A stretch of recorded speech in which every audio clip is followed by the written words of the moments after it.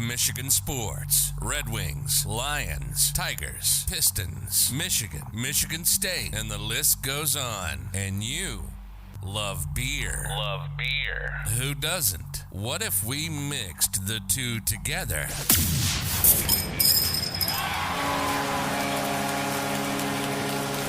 This is State of My Sports.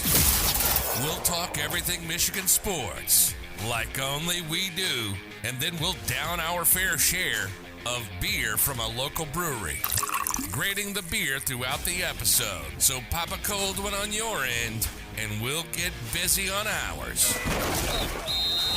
This is the State of My Sports. That's right, and it's episode 147. And I forgot to hit record. I'm going to do that real quick. Just do it again. Restart? Yeah. All right. This is episode 147. We are going to touch base once again on the MLB lockout. Not a whole lot, but really more or less the couple rules that they agreed upon for the next season already. I think it's pretty interesting, but we're going to have that be part of our first ever DeHop's flight of sports. So it's a beer flight, but it's going to be our round table, just multiple things that happen throughout the week that we want to talk about. Then we're going to talk about the NFL Combine a little bit. No, we actually changed that up, didn't we? Because there was some breaking news in the NFL this week. So we're going to save the Combine chatter for a little bit later. But breaking news. I mean, there's so much to talk about with the quarterback carousel. Man, it's a lot going on. That we promised that we were going to do that we never got to. Well, then we're going to talk about some Lions news as well and mock draft 4.0. A lot going on there, right? Then, of course, we got the Big Ten tournament starting, so we're going to talk about Michigan State basketball, kind of how they ended their regular season and what they can do to get their stuff back up and going here and hopefully go on a nice little run in the big tournament. Red Wings. We're going to talk some Red Wings as well. Trade deadline is about 2 weeks away, I think. Is that about right? Yeah. So what I actually did is I came up with the names that have been rumored about and kind of put them in my own categories. And we'll talk about that, and I'll give my thoughts. And love to know what you guys think as well. So, yeah, it'll be fun. I will give another Wednesday parlay in our Betting Hero segment. And, of course, we'll grade some Michigan beer from DeHop's Brewing Company and Cafe, which we are at today. Before we jump in, I did want to give a quick shout-out to our sponsors, DeHop's Brewing Company and Cafe, and Mac Web Design, and Betting Hero. All of them help us keep this podcast free for our listeners. So thank you. Check them out and let them know that we sent you. It helps us. It helps them know that you heard about it on this podcast, and it helps us as well. I'm Sam Waldhart. With me today, we got Ryan Waldhart, Micah Smith, and Travis Nickel. Man, hey, welcome back. It has been a while. Good to be back. See, I even had to learn the fancy button here. Exactly. No, but how you been, Trev? It's been a while. It's been good. Hockey season, I kind of hibernate you away do. from you all, and then you barely even text me during hockey season. Hockey season's over, and I'm ready to be a friend again, a dad over again. officially, nice. I appreciate it, man. How'd you guys finish up? What's that? How'd you guys finish up? We had a good season. We had a pretty good season for us. We had last couple of years have been rough, but the boys worked hard, and we had a tough out in the playoffs. Lost 8-7, so it was a wild game. Who'd you lose to? To the old alma mater. Yeah, so that was rough, Kenowa, but 8-7. That's 8-7. That's a Red Wings score right there. Yeah, right. Red Wings Toronto. Taken after our role models. No, that's good. I'm glad you're here. Thanks for being here. We love when you're on. The only reason why I wanted to have you on is so I can rub it in your face that Matthew Stafford won the Super Bowl. Hey. Right? Hey. Oh. Hey, that's pretty impressive. I'm happy for him. I never not liked the guy. Just, whatever. You suck. Yeah, I had to bring it up. What we got is our first, so this is the hops segment, basically, is what we're going with. And if you're watching us live, I got the little beer sampler on there. It's a flight. You're playing with some new toys here, aren't you? I know, yeah. So no, I like it. This is awesome. So it was my birthday this past week. Thank you guys for all hanging out with me on Saturday. That was fun at Coopersville Brewing. Yeah, awesome. Shout out to them. They treated us well. They have such good service. That was probably the biggest thing. Yeah. Good beer, good food. I was really happy with it. And, but anyways, it was my birthday, and my sisters chipped in and got me the Stream Deck. So I can I can push buttons. For the people that are watching live, I'm just switching scenes. Just a little click of the button. Look at that. They're gonna get Look at that. It's so cool. I'm so excited about this thing. So, and then I got new streams too, new stream formats and stuff that I've been playing with, and yeah, I mean it's fun. It's still just jumping around. Yeah. No, but that was really fun. So it's our first what do we want to call this segment? I was thinking like The flight. the flight. it. Yeah. So is it the flight in? Deep dive into the flight into the podcast. Yeah, we'll think about that We'll one. think about I'll put it to a vote But later. anyways, it's the DeHop's segment. So basically, the way that this segment's going to go, that we moving forward. Top's flight of the week. Yeah, the flight of the week. I like that. Yeah, I like there we that. Yeah. So Ta-da. each of us kind of come up with our own segment here, real quick, short ones. That breaking news, all that good stuff. You know, the one that I wanted to kind of bring up was the Calvin Ridley betting on football. Unbelievable. I cannot believe that this actually happened. So for the people that don't know, Calvin Ridley, he opted out like in October. I think it was like was it 6 or 7? I guess I don't know how it all lined up, but he opted out from the Atlanta Falcons. So he's a wide receiver for the Atlanta Falcons, opted out because of mental health.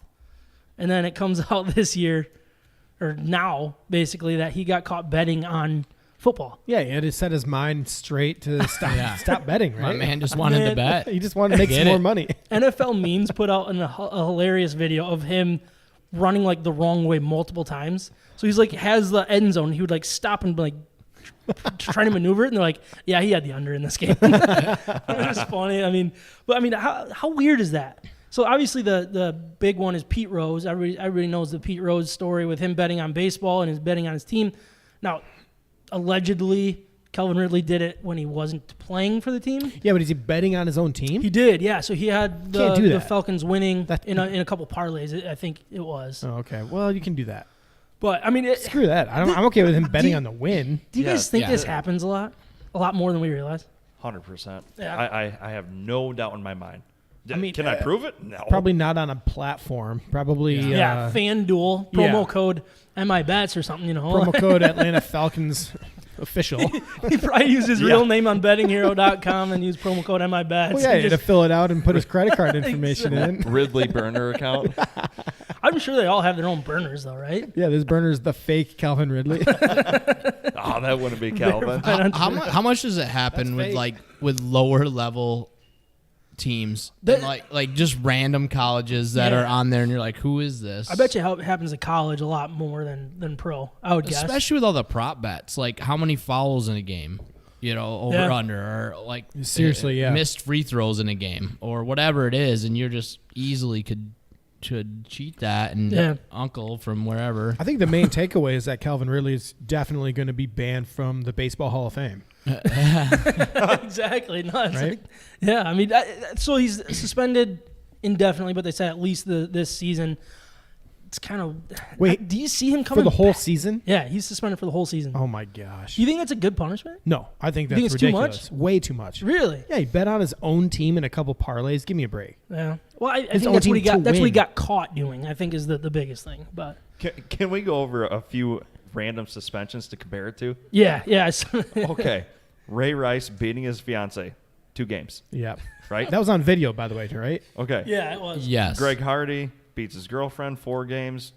Adrian Peterson, felony child abuse, 6 games. Only Zeke that. Elliott hitting a woman, 6 games. Oh, my gosh. Josh Gordon Forgot about smoking weed, 6 seasons. That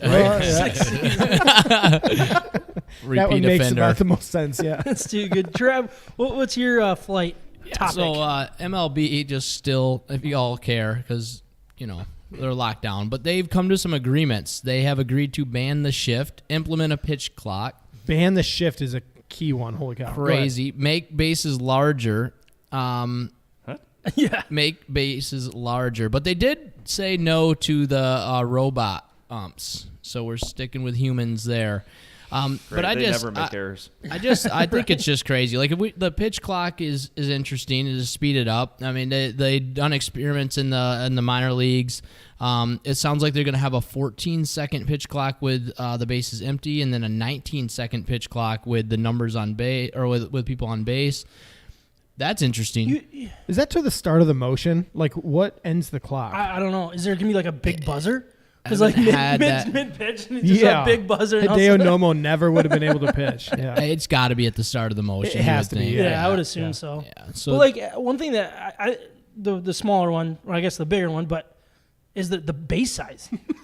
Because it's the smaller issue, Yeah, but they're like gonna go- out of these ones, but the base size is really interesting because I feel like that's going to change. Like how many stolen bases do people get by like inches. Oh, Or yeah. get out by absolute inches. So many. That's It's going to change incredible. that completely. Like if let's say second base is a little bit bigger, you're a little bit closer. You're a little bit closer to that's first what's base. so where you're getting a funny. little First base closer. too, right? Yeah, you're getting Yeah. so like that one's really interesting to me. I feel like that one changes more than the pitch clock personally. Helps pitchers. Like, how do You think it like, helps pitchers the size of the bases? Oh yeah, easy. see- More than that, because of all the close plays at first base. Just think about it. Oh yeah, I guess if you're saying for Taking the distance away, yeah. I mean the bang bang. Well, I guess it's see, I was thinking more for the runners. It kind of benefits the because it's runners. 90 feet no matter what for the runner. yeah. Okay, Are Is we it? talking I think with exponentially the- larger? so that's what I'm The wondering. base is as big, or Yeah. it's No, going to be. Nope. It's got to be. It's because the first edge of that base is 90 feet. So then, Okay. because like what I was reading is a big piece of this was the stolen base, but then that doesn't make a difference. It does make a difference with stolen base because the other side of that base is the side is the So it's not 90 feet then. line. Yeah. I feel like Shaq. Well, it's not 90 feet from base to base from first to second, but from home plate to first base, that edge is 90 feet. okay, but then what about first to second, and second to third? Shorter. It'd be shorter, right? It- I guess Yeah, that's whatever. that's right where my brain went was for the stolen bases. Like it seems like it'll be shorter distance to run. That was the first thing that came to my mind. Maybe, Which again, but- trying to create more offense. yeah. Of all, Yeah. Trying to all bring that this. back as an element. Quentin to Berry might be baseball. on the Tigers again this year. Why Bring not? him. Right? Sweet. 25 Yeah. for 25 when you're. Hamilton's back. But what do you think about the shift, banning the shift? You kind of scoffed at that one at first, but do you like it? Do you dislike it? I actually don't. I'm kind of okay with it actually. It's gonna let hitters be who they are more and just like take It's away. Why is it stupid? Didn't change the way you hit. Like I don't know. I mean, That's such an easy way out because not everybody can hit it the other. You cannot force. All you have to do is cut the plate in half, and then the pitcher needs to throw it in the inside half every single time. You can't just inside out balls to the opposite field when it's on the inside part of the plate What about bunting? over and over. I would love to see them just take third base with the bunt. like I don't know. Just Like bunt down the- I'm just asking Because that. bunting's As, harder than hitting, in my opinion. okay, so it is. Yeah, I always had way harder time Yeah. bunting. Yeah. I just feel like it should be done better, and I don't like it either. I think it's like saying a team can't pull a goalie or a team has to have 3 forwards and 2 defensemen on the power play or something. It's like, no, like let us do what we want. We're taking a risk by shifting. Just beat it. I get like what you're saying, like for offense and stuff. Like there's nothing more frustrating than when your team's up to bat. Victor Martinez, for example, I remember him just crushing balls that would be over second baseman's head constantly. Well, it's because he was playing right field or shallow right field, and they would Yeah. get him out at first. Yep. That's frustrating. But at the same time, it's like just adjust. That's what goes in my. I know it's easier said than done, but these are the best hitters in the game. Show it. Yeah, You know what I mean? guess I don't know how I feel about it yet. I'll have to think about it more. I guess one of the things that I am worried about is I love baseball, the mind game of baseball, and how you're always thinking. That's one of the best parts about listening to it or watching the game. Like there's so much strategy involved in it. I think you lose that. So what about a limit? Would that be better? A limit of number of times they can put a shift on? That would be interesting. I wouldn't hate that either, honestly. I They mean, did it with the I mountain just visits and stuff. don't think you should ban it. Although I did see an interesting thing about this. Like, is it similar to an offsides? In what? Like in other sports, soccer, obviously hockey. Unfair advantage. Yeah. Like because you have offsides in they're- hockey, because if you didn't, you could just have somebody stretching the entire ice, not just 2 lines. I think they've seen the huge negative impact to baseball as far as offense goes, and just the way that players have developed their hitting technique to just swing up for everything and strike out like crazy. A lot of that is to because of the shift. Because That's because they're trying to hit home runs to beat the shift rather than just learning to hit it the opposite field. No, because it's easier to hit home runs long term than to hit it to the opposite field. You cannot force people to hit it the other way if it's the ball's inside. Then more I think develop players in the minor leagues that can do that. The more I think about it, the more I'm just like, Adjust. I'm not going to miss it. No. Like, I'm just going to sit and watch the game, and I'm not going to be thinking of it. And the fact that they can't do it is not going to affect me. And So, when like, does it It kind start? of goes back to Who enforces it? Sorry, but where does it? Is it at the pitch? Can you start running like mid? I have a feeling that the minor leagues will probably implement it this year. would be my guess. So I think we'll kind of learn a little bit that's a good watching point. watching That's all that. interesting. There's just going to be different strategies. People are going to be taking People are off. just gonna Yeah, jump. you're gonna have There's like gonna a be guy some crazy stuff. On the one side of second base, and just booking it all the way over. Or is it gonna be like you can't physically go into the outfield until like balls hit if you're an infielder? Like, is it I gonna don't be like that. I don't like that. They're gonna split the field in half, most likely, Yeah. or put like gotta have- gradients in some kind of way. You got to have 2 on each side of the base, basically, in the Yeah, infield. I mean, yeah. that's really. I mean, you shift the outfield all you want, right? I used to do that. Yeah, crap is all that the time. is that are you gonna be able to shift the outfield? There's just Honestly, like I wouldn't I be bet they surprised will. if the Rays already have a way around it. probably They do. They do. But Hey. what are your thoughts, Mike? No, well, I want to go back to bunting, though. I heard that was a proposal to be banned. Bunting be banned? Yeah. Oh, I would hate that. I would too. ridiculous. Like, what are we doing? I here, had to right? check the day. I was like, it's not April Fool's Day, but I thought there was something swirling out there on Man. Google. I just think that they're over us. Like base. It's I feel sorry, I'm going crazy, but it's baseball. It's not all these rules is why the viewership's low. It's just there's other reasons. Well, I mean, even like the pitch clock. I mean, we have a play clock in football that everybody just says is normal, right? Like we just say shot clock in it's basketball. fine. Shot clock, yeah. Yeah. Like there's all kinds of things that keep the game moving for a reason, and baseball has been the last one to implement any of those. Who wants the game to keep moving? I mean, like Sam, you said this before. Like, Look, we're not complaining to hang out and watch some baseball. Oh, I get it. Yeah, from the fan side, when you're attending the game, sure, but TV is what rules the day. I mean, that's Yeah. where all the money comes from. Yeah.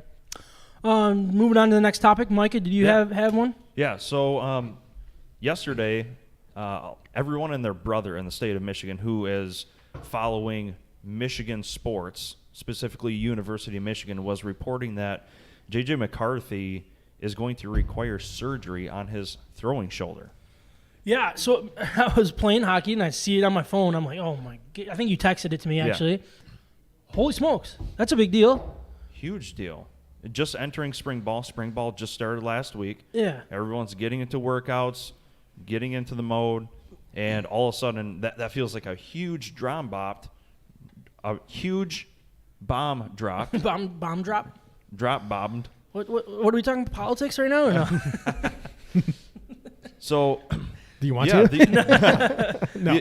So the Kinda. initial report is he's got a lingering injury from the Orange Bowl, and it's something he dealt with during the game. He did okay during the game, but now it's lingered into spring ball, and now different reports surfaced today that he's not going to need surgery, per Jim Harbaugh. Honestly, it blew. Like when I went to go put some of this stuff on the show sheet, I was shocked when I found out that he didn't need surgery. I don't know when it happened, but I didn't get an alert. I didn't hear about it. Right. Nobody was talking about it. I was like, how did that just get swept under the... No, he doesn't need surgery. That seems like a pretty big deal. Let me know, phone. Right. Alexa, if you're listening, or Siri, whatever it's called. Yeah, so Jim Harbaugh says, quote, lingering arm soreness, no surgery needed. That could also be a wait and see thing where Yeah. they're just letting the inflammation go down and see what's really going on there. That's a little like to me. That's just as concerning or more than surgery. Like surgery, you're like, all right, this day and age, you get it done, you take care of it, you're moving on. But Get the just red the shirt. whole like, I mean, have we heard this in baseball before? Like, oh, we're just gonna rest the arm for a little Right. bit, see, and the next thing you know, it's Tommy John. How many like, times did we rest Matt Boyd's arm? right. Like, Well, and baseball is the thing that comes back to my mind because the shoulder soreness is the worst thing possible, but you don't hear about that in football. Like that's the last thing you hear Is about there, in is there football. something about his arm slot and stuff that would be causing this, or do you think it I was don't all hit? I don't think so. Had That's to be what a I would hit, want to right? know. I would want to know when it started happening. Is this an injury? Is it because he just constantly is is it throwing? structure? Well, no, he might just be out there throwing constantly. The kid wants to get better. Yeah, that's true. That's what like, you hear he's about. He's coming home after games and just launching balls. Yeah. That happened every game. Yeah. Right. So maybe he just took it a little bit too far right now or recently, and he's just trying to get better. And he's like, okay, I get it. I'm going to take a little step back here, maybe play the mental part of the game too, and just get better that way. You know, to Sam's point, though, watching him play this last season, you've seen him kind of not very graciously take hits or come to the ground graciously. Mm-hmm. You know, it's been seemingly like chest, head, shoulders first every time he went down. It wasn't I'm going down by my knees, by my butt, my hips. Yeah. It seemed He always like a fought dangerous. for that extra yard. Yeah, which is great Yeah. For the to a Lions. certain extent. For the Lions in 2 years. Ooh, hey-oh. Hey. We'll get into that later. No, I mean, it'll be something to keep an eye on for sure, especially with the quarterback debate going on between the two. And I wonder if it's kind of a way to put a fire on that, or not Right. a fire, but put a blanket over the fire and be like, let's stop talking about this, Right. especially heading to spring ball. Everybody will be wondering, who looks better, blah, blah, blah. Like, just, It'll be a long time before anyone really cares. Yeah, exactly. But the last one for the day, for our flight topic, is Ryan. This was more or less like a last minute thing because we're going to talk combine until everything happened in the NFL. So we want to try to shorten it up. But go ahead. What were some of the thoughts that you found on the combine? Well, first, there's a lot to wrap up with the combine. I think there's going to be a lot of player movement in people's mock drafts, and probably that influenced the GMs pretty significantly due to the times and whatever the measurables that you saw. And it wasn't just, quarterbacks and Kenny Pickett's hand size that I'm talking about. I think the standout groups were probably the wide receivers. There's a lot of speed out there. That's what I saw. And it's not just going to be first-round guys. You might see second, third, fourth rounders, that were running 4.3s. So if that's a need on your team, you might be able to get that later on in the draft. But then probably the guys that made the most impact that I was observing was probably the defensive line. And I'm talking Jordan Davis is the obvious one, Georgia. I mean, that was absolutely incredible running. What did he run? A 4.78, I think? Yeah. 40-yard dash. That was the guy that I was like, man, if you can find a way to trade down in the teens. And I always look at the Eagles as a trade down candidate for some reason just because it's easy to look at 3 picks in the teens. And I'm like, if you can get Jordan Davis right in the 15 to 20s, I would prefer that than take somebody at 2 that we'd kind of like. You know what I mean? Well, You don't love Hutch. What? You not love Hutch? I don't. No, not yet. He's a Thibodeau guy. I am, but I might not even be a Thibodeau guy. I think, I don't know. Well, that's a good point because his teammate, I'm talking Jordan Davis' teammate, Kobe Dean? edge rusher, Oh, yeah. Trayvon Walker? Trayvon Walker. Trayvon Walker also showed out. He ran a 4.6 40-yard dash. He's like 260 pounds, 260 plus. Yeah. Freak of an athlete. I mean, he's long. Like he has long strides, and he's not like the quickest athlete out there, but he makes up for whatever quickness he doesn't have with incredible strength and athleticism. I think that's going to be one of my biggest concerns. Like, really, look, you can look at the combine as one thing, but you look at the game film, and when you have this many guys showing up on a team like Georgia, you got to wonder how good they actually were on the game film rather than they just were that much better in every position that they can all look really good. You know what I mean? Depending on the matchup. That's something that I'm going to find really interesting. What are you saying? You're saying that maybe either they made each other better? They make each other better, yes. Because they're not only do they have the best interior defensive linemen, they have one of the best measurable linebackers. They have one of the best edge rushers that we didn't really notice, and they all they benefit from each other to the point that I don't know if I believe what I see, if that makes sense. I understand, but you remember the coin flip in the national championship with Jordan Davis? Dude, that guy, in the Michigan game. Not national championship. I wish, just but the game. I just pulled it up to see if I could find it, but that game over right at the coin flip. That was when I knew. I think Ryan and I kind of looked at I each wish other. I could take my bets back right there. Oh boy, When he's standing there looking like Goliath. I couldn't believe the it. dude is a monster and he's fast. Yeah. Which I don't care if my interior defensive lineman's fast or not.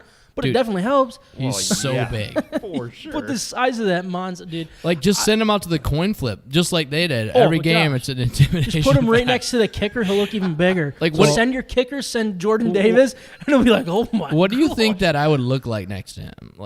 Any of us, I guess. But probably a midget. I don't know. I don't know. Well, I think it's not only Jordan Davis too. It's Devontae Wyatt. So Devontae Wyatt ran faster than Jordan Davis did, if I'm remembering right. I think he ran like a 4.75 40. Okay. This dude's 330 pounds. That's another Georgia guy. That's another So it's Georgia like, guy. They had man, that's where I'm three at. of the most Yeah. incredible athletes. So I get your point about were they making each other better? Is that kind of disguising their true abilities in the NFL? Because you couldn't just key in on one guy if you're an offense. Yep. However, I think the Combine showed how much better this group was compared to everybody else. They were the three standouts to me. It was Jordan Davis, Devontae Wyatt, and in the combine, and Trayvon Walker. I mean, they were showing up like crazy. It's crazy that Nakobe Dean would go into that as one of the least talked about Georgia players. Oh, I easily. thought he was going to skyrocket personally and measure well. But yeah, he's not going to measure well. He's pretty undersized, and he didn't want to. I guess I meant much. like the other stuff. Yeah. But not necessarily like measurements. But I just could not stop looking at pictures of Jordan Davis. such a like I just watch every one of them is amazing. He's massive. Your wife's like, Trav, come on, stop. Right. Stop looking at pictures again. Put a Lions jersey on. It'll be 6 to midnight over here. Oh my gosh. Yeah, I might be with you, Sam. Let's take him. I think that's really just kind of the tease for we're going to get into some prospect rankings at each one of the positional rankings, and the Combine had a lot to do with it. Yeah. And the wide receiver rankings we went through last week, I guarantee you there's a lot of differences from my point of view. Yeah, no, I completely agree. So let's get into our beer introductions. But before we do that, before we wrap up our DeHop's Beer Flight segment, I would want to remind everyone that DeHop's Brewing Company and Cafe is open and pouring some of the best craft beer. I should really get rid of the "is open." That was more of like a COVID thing. Yeah, like they're back. They're back. Hey, they're open. Hey, they're open. I'm going to cross that out, and I'll probably read it again next week because I'll forget to cross it out on the show sheet. But pouring some of the best craft beer in West Michigan, the revamped food menu, rotating taps, wine, and ciders make DeHop's perfect for whatever you have going on, from dinner with the family, late night drinks with friends, and everything in between. DeHop's is becoming a staple in the West Michigan restaurant community that we highly recommend to our friends and listeners. Even Ryan and Jill went out for Jill's birthday on Friday. They're like, "Where are you going to go?" I kind of want to go to DeHop's. Been here twice. Like Jill's in 2 weeks. a big DeHop's fan. Yeah, now, twice in a week and a half, probably actually. Yeah. So yeah, we're this is becoming home a little bit. They also have the Taco Tuesday, which we are here on Tuesday. We didn't get any tacos today. We should have got some of those. I didn't even think about it. But you can pair a taco with a 250 seltzer, margarita seltzer, which are solid. So it's a good way to go. They also have new mahi mahi tacos, not your father's grilled cheese, and smothered fries. I was talking to the cook. Sorry, I forget his name. You guys know his name? Probably not. No. About the smothered fries, he recommends those hard. So I gotta try them. I gotta try them. What was that burger and beer thing? Was that Friday's special? That picture of that burger? Yeah. Ooh. Travis literally pulling up when Jordan Davis walks up. Jeez, Trav. I just got to see it again. But anyways, DeHop's is the official brewery State of My Sports. And if you mention State of My Sports, you'll get a nice little discount off of your first beer. If it's craft beer in Michigan sports, we may not be the authority, but we love both like a fat kid loves cake. Hot, hot! This is State of My Sports. Anyways, we're going to get into some breaking news in the NFL. It was breaking today. We were going to talk Combine. Yeah. Let's start with the one that will get Micah a little excited. Oh, my gosh. Look at that guy. He is absolutely beast. Is number 69 Wyatt? Because that guy is a good-sized man, too. Good. Just wait. 95 is Wyatt. Look, and then you got, like, just our wait. guys is so teeny compared. Like, just look at the difference. They're men, man. It's crazy. Yeah, you can turn that off. I don't want to watch anymore. No, seriously. You just got to watch when they stand next to each other the first time, and you're like, this is not going to go well. I got to see this. Hutchinson's just like, I mean, all right. I don't know. Hutch is tall, man, but big dudes. Anyways, the Aaron Rodgers agreed to a 4-year, $200 million to stay in Green Bay, although it is still a report and we don't know all of the details. Yeah, I'm sure it is pretty close to what we're hearing, right? Probably. It was funny because Ian Rappaport announces it, and then McAfee gets all on. No, this isn't true. It's not real. No, dude, let me do this. I was supposed to. And all of a sudden, anyways, I think Rappaport got his feathers ruffled a little bit because McAfee came out with the news first. What's that? Sorry. McAfee came out with the news first. Oh, he did? I think Rappaport was a little upset. I thought Rappaport came out with it first, and then McAfee said it was wasn't announced true. on McAfee. Oh, it was? Yeah. So he was. Rodgers was on today, or no? No, he wasn't on, but he told McAfee him. actually had inside sources from Rodgers' camp contact him And so he put out his tweet, and then Rappaport, I think 3 or 4 minutes later, followed up and, had to puff his chest out a little bit. Yeah, so we got to pause a second. I'm sorry. I went way too fast. We got to do our beer introductions. And then we'll pick up where we left off with here. Why don't we just keep this conversation going? Because we got to do our beer. What are we drinking today? Oh, okay, we can do that. Should I have thrown the beer introductions after that segment? Or sorry. You just got off schedule and you're freaking out. I know. All right, so let's tell everybody what we're drinking, and then we'll get back into Aaron Rodgers. Oh, okay. Who's Pink got Flamingo. He just had to ruin the Aaron Rodgers talk. Where's the menu? Trav's got it. Trav, what are we drinking? Do it up. Or Micah. All right. Let's throw them to the here we go. Can you read without your glasses? Yeah. I can read with the glass. Yes. Do you want me to hold Can't it see out far here away. farther? Cranky Flamingo. I'm going to let you do the reading. A little brand small, new. A little small font. Cranky Flamingo. It's a ghost brewed with Himalayan pink sea salt and dried hibiscus flowers. The tart flavors of pomegranate and citrusy coriander. Hints of salt with an effervescent body. Yep. It's a new You did word. That's it. Think spring with this refreshing brew. It contains wheat. It's a 4.8%. Obviously, here at DeHop's Brewing Company. So far, so good. I love the saltiness to it. I'm not going to lie. I'm a big fan. It's not their first hibiscus beer either. No? Seems to be a trend. I like it. What's the percentage? Did you say it? 4.8. 4.8. Perfect. Love it. All right, let's get into some Aaron Rodgers talk. Sorry. You know me. The way my brain works. All right, Mike, all I want to good. know your thoughts. Obviously, as a Packers fan, I love having him back. up. We're not having to start over right now. I mean, you could force the rebuild window right now. I get it, but I think anyone would kill to have someone that's a back-to-back MVP on their team, and he's staying in Green Bay, and I love it. What that means for the next 4 years, couldn't tell you. I'm still holding my breath on numbers and how it's going to be cap-friendly. Mm-hmm. I don't know. I really don't believe Ian Rappaport right now. I mean, probably that $200 million is probably fairly accurate. How it's built out over those 4 years, I don't know. Yeah, that's the key. It's the out, because I feel like it's a 2-year window. That's the way I look at it. It's the only way it can work. And then how is it built to make it so it's somewhat friendly for the team to get out from under that after the fact? Because Right. let's be honest, if Aaron Rodgers was thinking about retiring this year, he's going to be thinking about retiring next year. He's going to be thinking about retiring the year after. That's just the way it works. As soon as you start thinking about it, Right. you got one foot out the door. That's not something that you're just like, wake up today and be like, yeah, I'm not going to retire for the next 4 years. You know what I mean? Right. So I agree. That is an I don't interesting know. factor of it. It's going to be an interesting, next couple days, whatever the numbers pan out to be, and what the new GM is going to be, what he's thrown himself into. Mm-hmm. It's going to be interesting to see him work the draft, see him work the roster. Green Bay is going to lose some key players, but who it may be and how they do it, I don't know. But they've been doing a lot of restructuring of a lot of those popular players' contracts lately in the last week. I think obviously prepping for something like this. So, we'll see moving forward. It's crazy how you can just find cap space out of midair. It's just insane how they can do that kind of stuff. It's amazing. I think it's quite a bit different nowadays. The last few years have shown all the restructuring and, your roster bonus, and we're going to turn this into this. We're going to turn this money into that. I didn't know that was a thing. Yeah. That seems still new to me. Well, even with this contract, they're saying, like, we don't know what the cap hit is yet. So, like, the structure of the contract is everything. But they're already down Zadarius Smith, right? He's not back, right?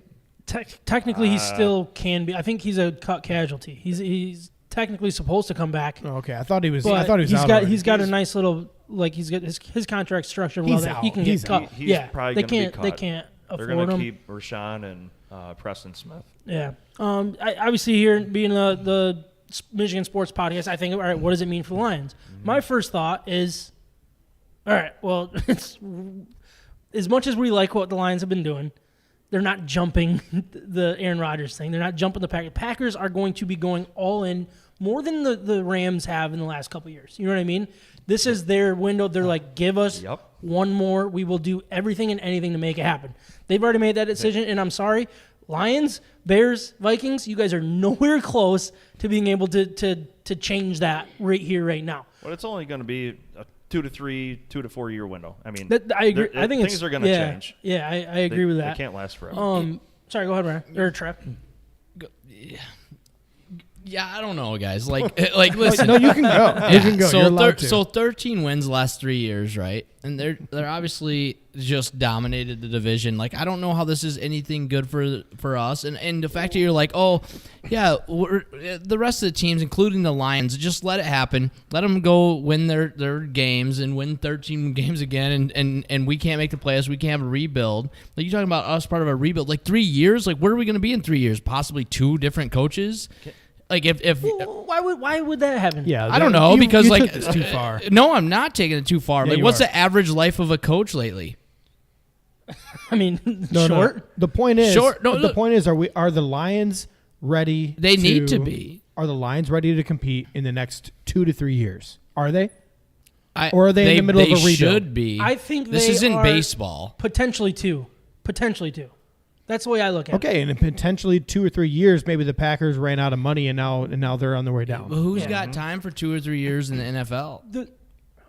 People who are Teams prepared. I mean, obviously we've The been waiting Lions? for since '57. Yeah, I'm the- saying, like, we're gonna have another rebuild because we're gonna fire everybody again. Okay, No, I okay. think this is different. I think I it's don't different. think you're going to. I don't think so either. I think this is a different regime. I think this is different ownership. So, and I believe hope that you're they're right. They're going to give this team the time. As long What is the time? No. Hold on. You keep jumping ahead as if this is going to be a failure because you have expectations of a Lions fan. You got to stop doing that and say, No. no. Are we ready right now? No. How many years is it going to take for us to even possibly Well, be who's ready? giving At that least time? 2 to 3 years. Every single time we've done this, we We should don't have a quarterback.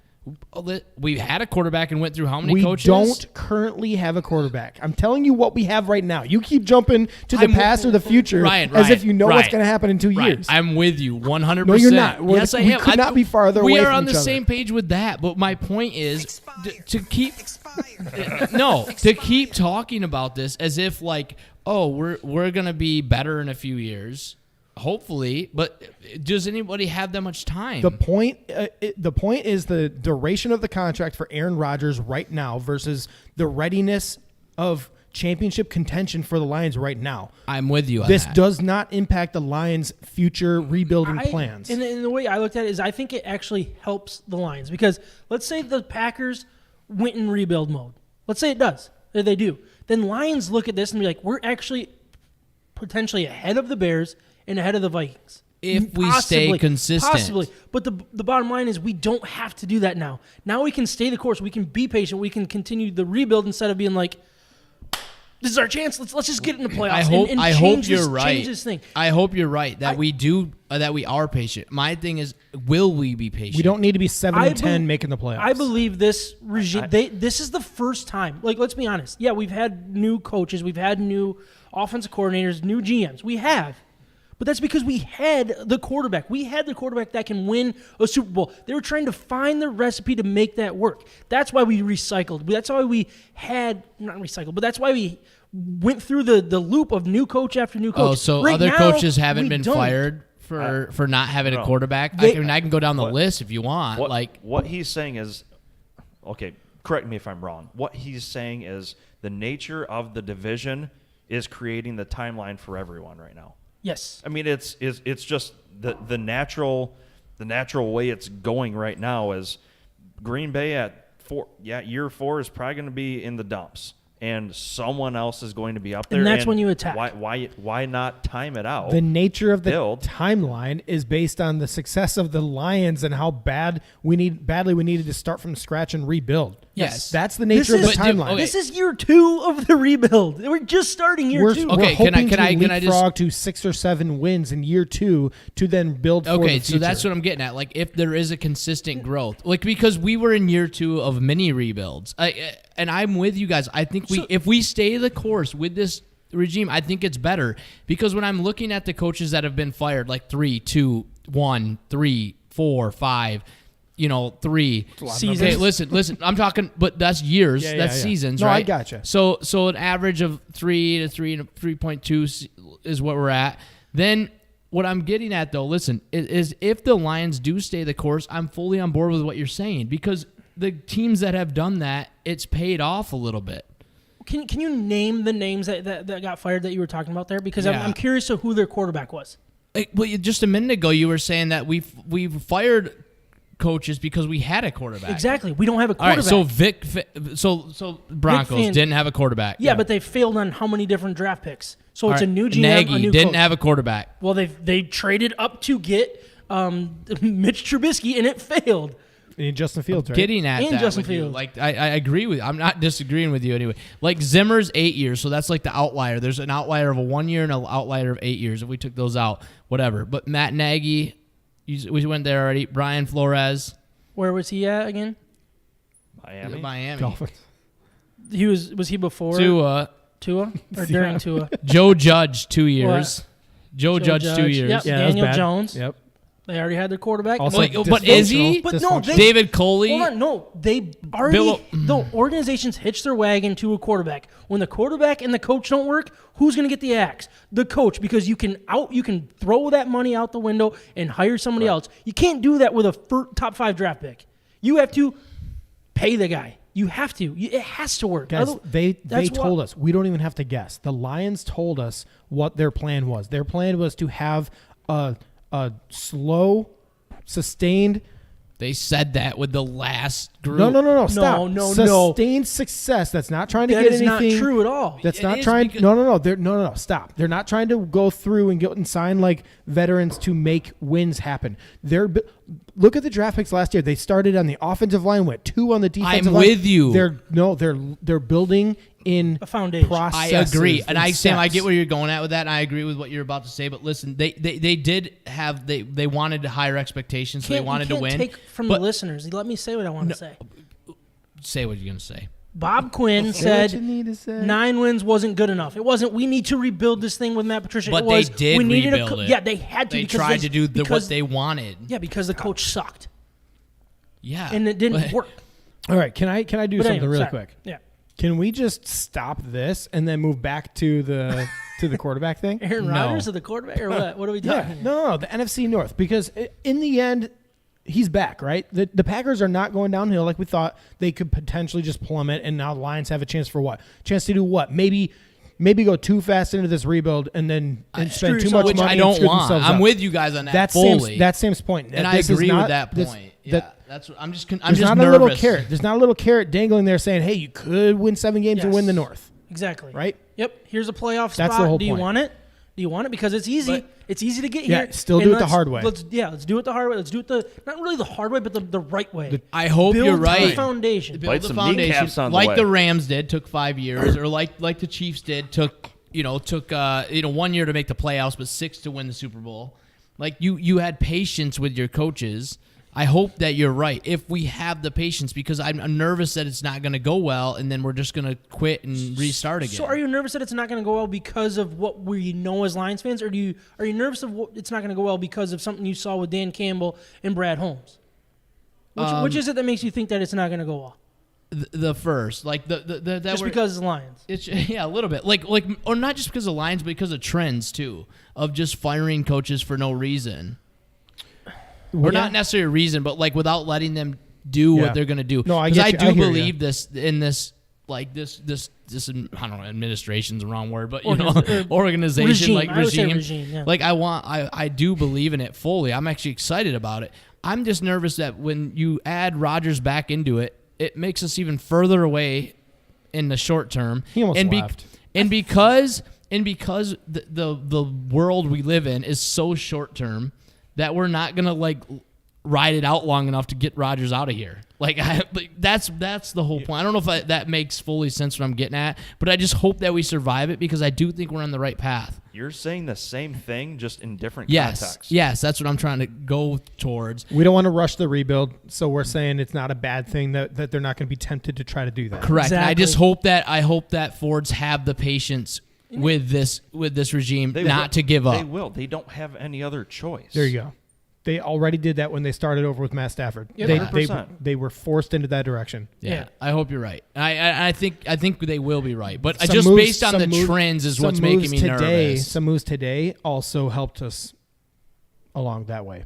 Yeah, I mean we can definitely Josh get into Reynolds. Yeah, those. let's get. But one more thing that I want to bring up a couple I guess, just more questions is with the Packers being where they are. They have a 1-2 year window that they're going to be going all in with, right?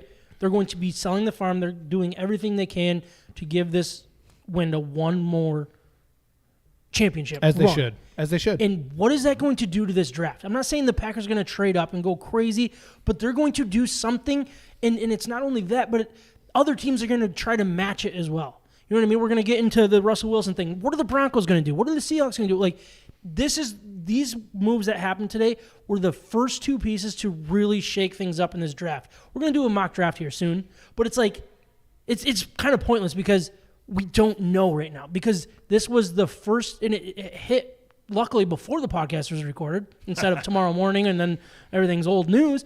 But like, man, this right here changes the landscape not only of the division but the NFL, because right now this is Rodgers' league because Brady's gone.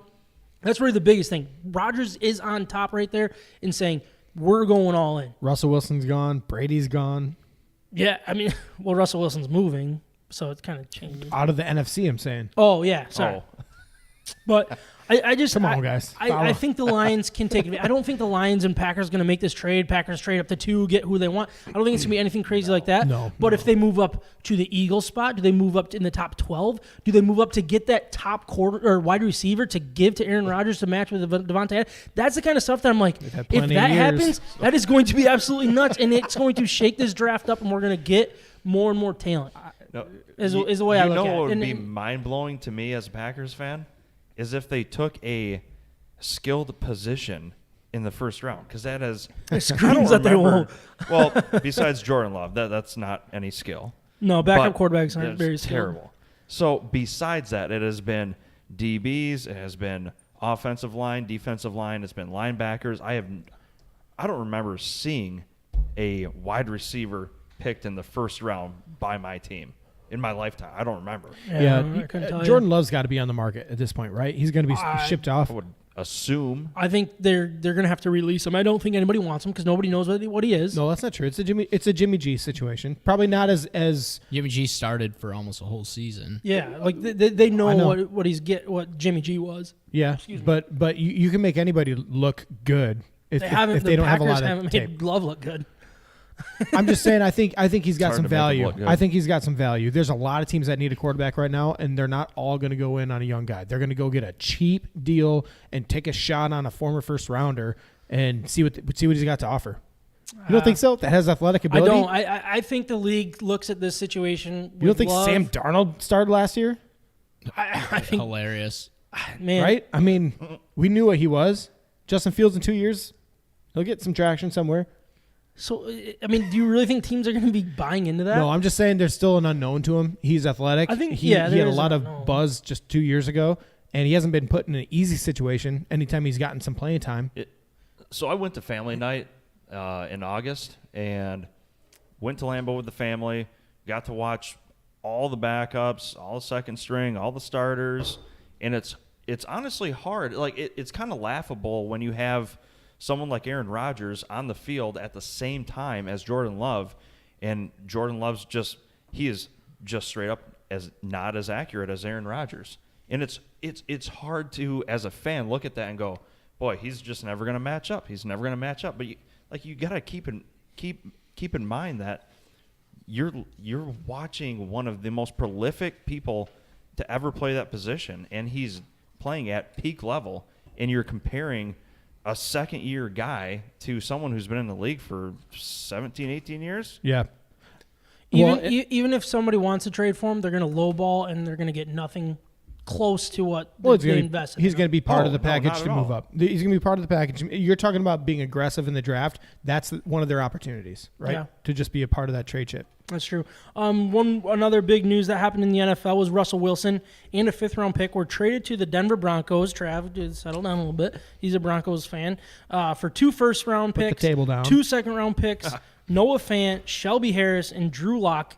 I look at this return. Before we turn the page completely over to Russell Wilson, I look at this and I'm like, thank God the Packers didn't get that type of value in a trade, because that's the type of thing that I'd be like, okay, we've been waiting for the Packers to rebuild, and they just jumped us in the rebuild. That's where I'm more excited. It's like they didn't get value for Aaron Rodgers in the trade market and all that stuff. That's where I'm like, that's what I wanted to see, because that's the type of thing that can hurt the Lions when we're ready to win. You know what I mean? I do know what you mean, and that was double the amount that was allegedly on the table 2 days ago for Rodgers from Denver. Really? Dead serious. Reports Wow. out of Denver that I wonder if Broncos had Do you think the Packers would have taken that? that? Yeah. Probably. And just said, we're done with it and just wash your hands and Probably. Double. Because the That's report crazy. was they were going to offer the 9th pick this year, their second-round pick this year, and next year's first for Aaron Okay. Rodgers, and that is it. Wow. Interesting. I mean, he's older. I mean, yeah, Russell's Yeah, 33 he's older, and, been and, thinking and him Rodgers 38. 39, I think, almost. Right. Yeah. It is a big difference. Different and that's levels probably of play why. as well. But Russell Wilson, No major it doesn't really injuries. affect the Lions the way that Rodgers, the trade did. But it is a huge potential shakeup in the draft again. I mean, you're moving. I want to say what were the Broncos? They were 9 overall. Is that fair? Yeah. Now the Seahawks are there. Are the Seahawks looking to replace Russell Wilson? Or are the Seahawks saying we're going complete rebuild? Are there assets up for sale that we can trade for? Like, all of those things come to mind. Like, I'm not saying I want to be trading draft capital for any of their players, but I'm just saying this is just another piece that's tumbling, and it just changes everything. And I love it because I've been getting so comfortable in my mock draft simulator. It's like, this is what's going to happen, and I know if I do this, I'll get this trade. It's new now. I'm sure tomorrow when I'm playing on it tomorrow night, I'll be like, hey, this is fun. It's new. 3 hours it's like, later. yeah, right. Exactly. I should get that one. Kyla would love that drop after Lions 3. That'd be a good one. No, but I mean, it's a big move. And both of these things happening, it's crazy. And the Seahawks, I mean, I'm confused what they're going to do. And just the carousel's moving, and people are finding their seats. It's crazy. And I love this kind of stuff. This is why NFL does it so good, because what month is it? March? First week of March? Second week of March? And we're talking NFL? Mm-hmm. That doesn't make any sense, but it's happening. Mm-hmm. And I wonder, I seriously sit back and wonder if, like, Roger Goodell's like, oh, boy, Ridley bet on football.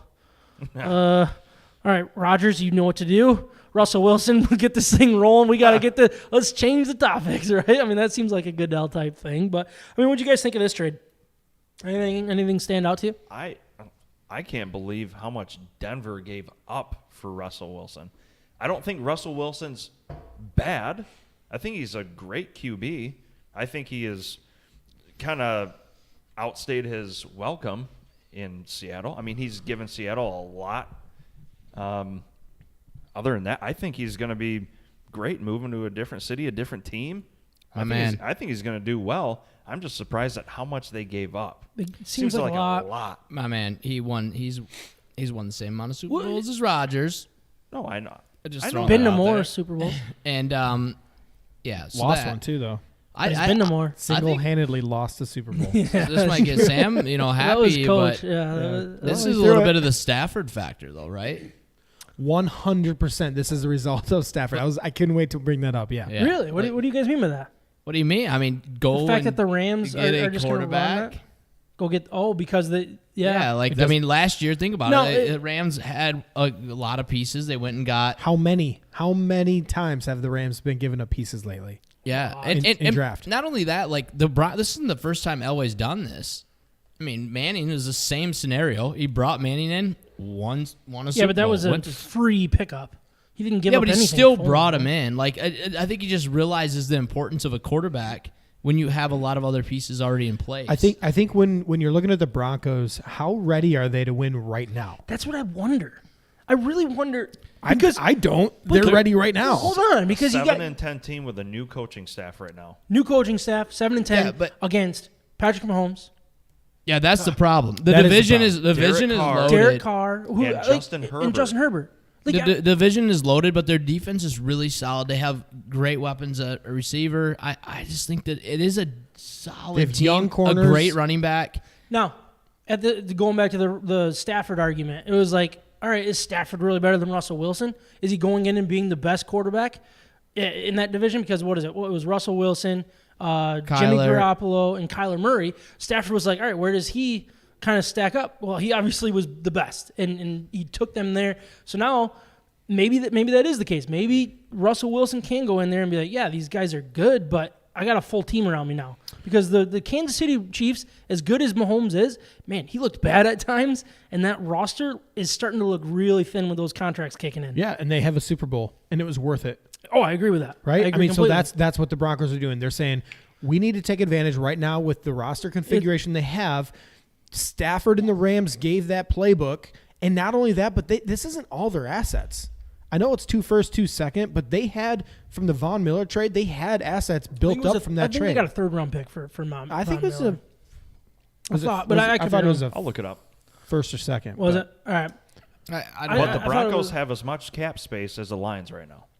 That's a good point. They do have some cap space And that they can make some moves, maybe So you trade just or They're for losing another some player. of their linebackers. Yeah, they've got some things to fill, but I think they have so much of the bones is there ready to win right now. And they've had terrible quarterback play for the last several years, and they've been still competitive. It reminds me of the Rams. It just does. I It think reminds me of the I Rams. think so. You look at like 5 of the last 8 Super Bowls Brady's been in, right? probably. Which is also hilarious. But then you got Russell Wilson won one of those. You have Peyton Manning won one of those, and his and using that same scenario, and then Matthew Stafford has won one of those. Well, the Foles, yeah, but I'm just saying like the fact that the Brady's been in them, he lost some, but like Oh yeah. Those Sorry. are three. yeah, was not in. my point is though, like Stafford came in and did what hopefully Russell does. I hope not. Like just if I know, but Peyton you get what I'm Manning getting did at. Peyton Manning did it. Like I'm just saying, like I think the Broncos are looking at it on the wall, like, oh man, like this might be the path to win. Did you find it? Yeah. Well, Sorry. So what was it? No, you're good. Second and third round picks. Second and third.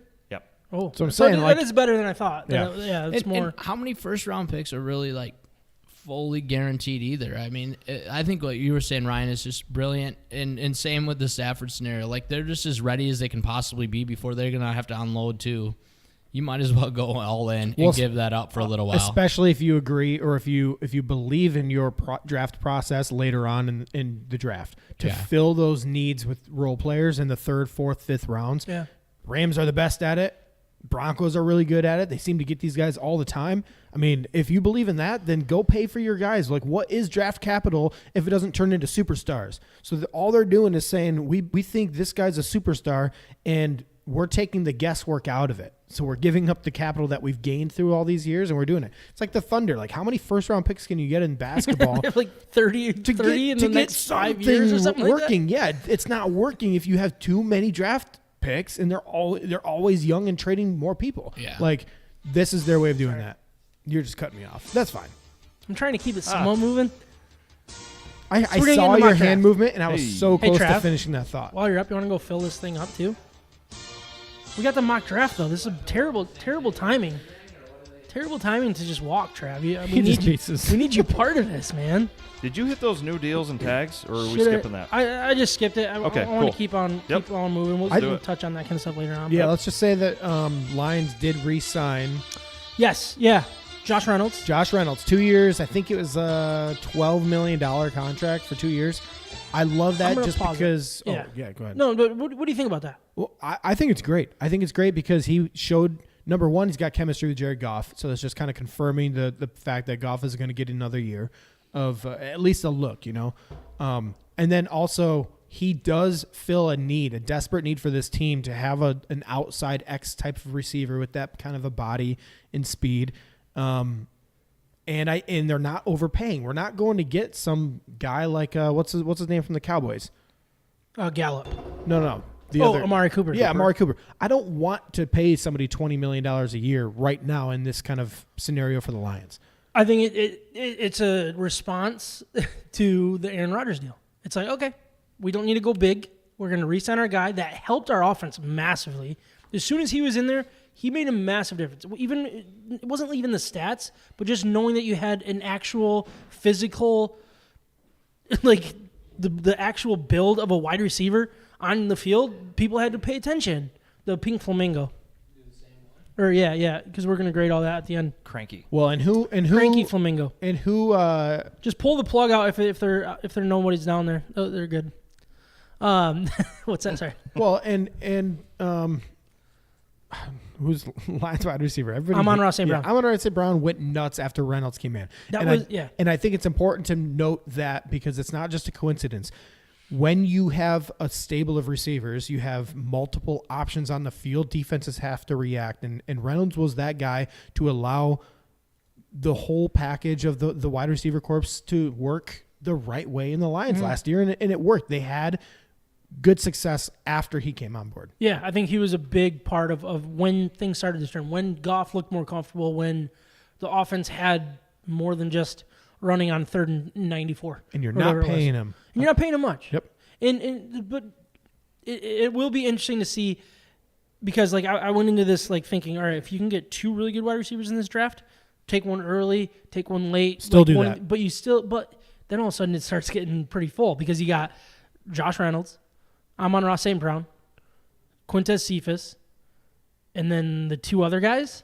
So like I'm just like I'm trying to picture it all in my head. How does it work? What's the best way to go? You're creating competition, and someone's going to go down that's a to good point. injury. Yep. Yeah, that's a good point. You're going to lose probably one. You cannot really just good have 3. You cannot just have 3 wide receivers. And you know what's better than a rookie wide receiver?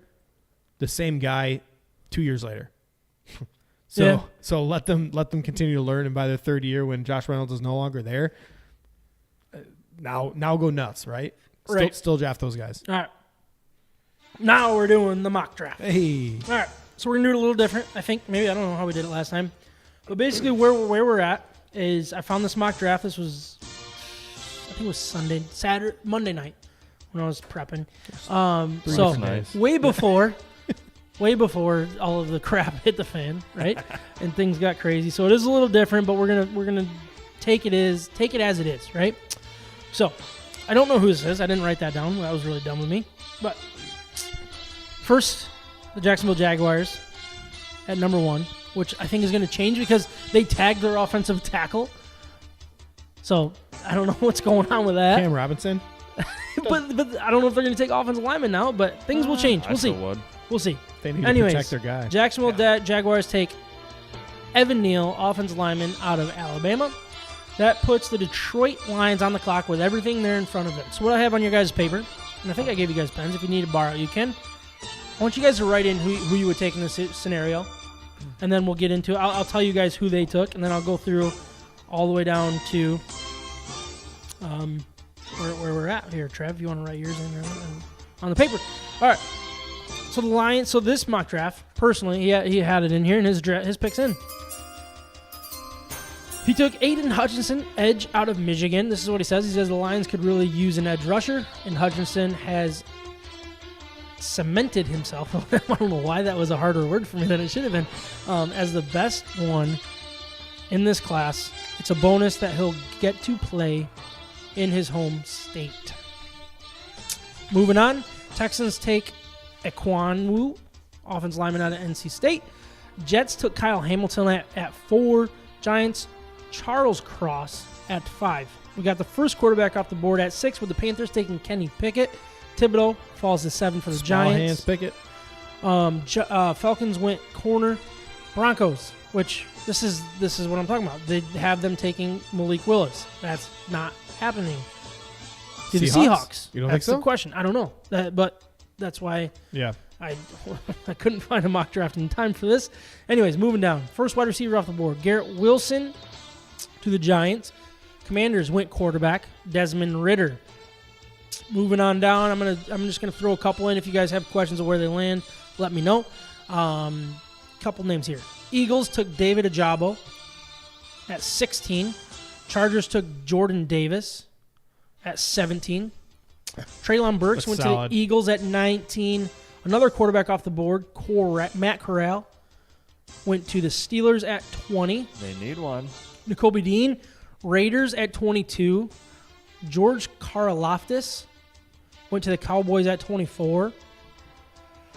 Any other names worth mentioning here? Oh, yep, there's a good one. Daxton Hill, Kansas City at 30. Also, another one that I thought was interesting was Bernard Raymond, who's the offensive lineman out of Central Michigan. He went 29 to the Dolphins. Yeah, good athlete. It is a good athlete, and I think that's a great pick for them. I think he got a little exposed at the Senior Bowl, but he'll be a good long-term fit.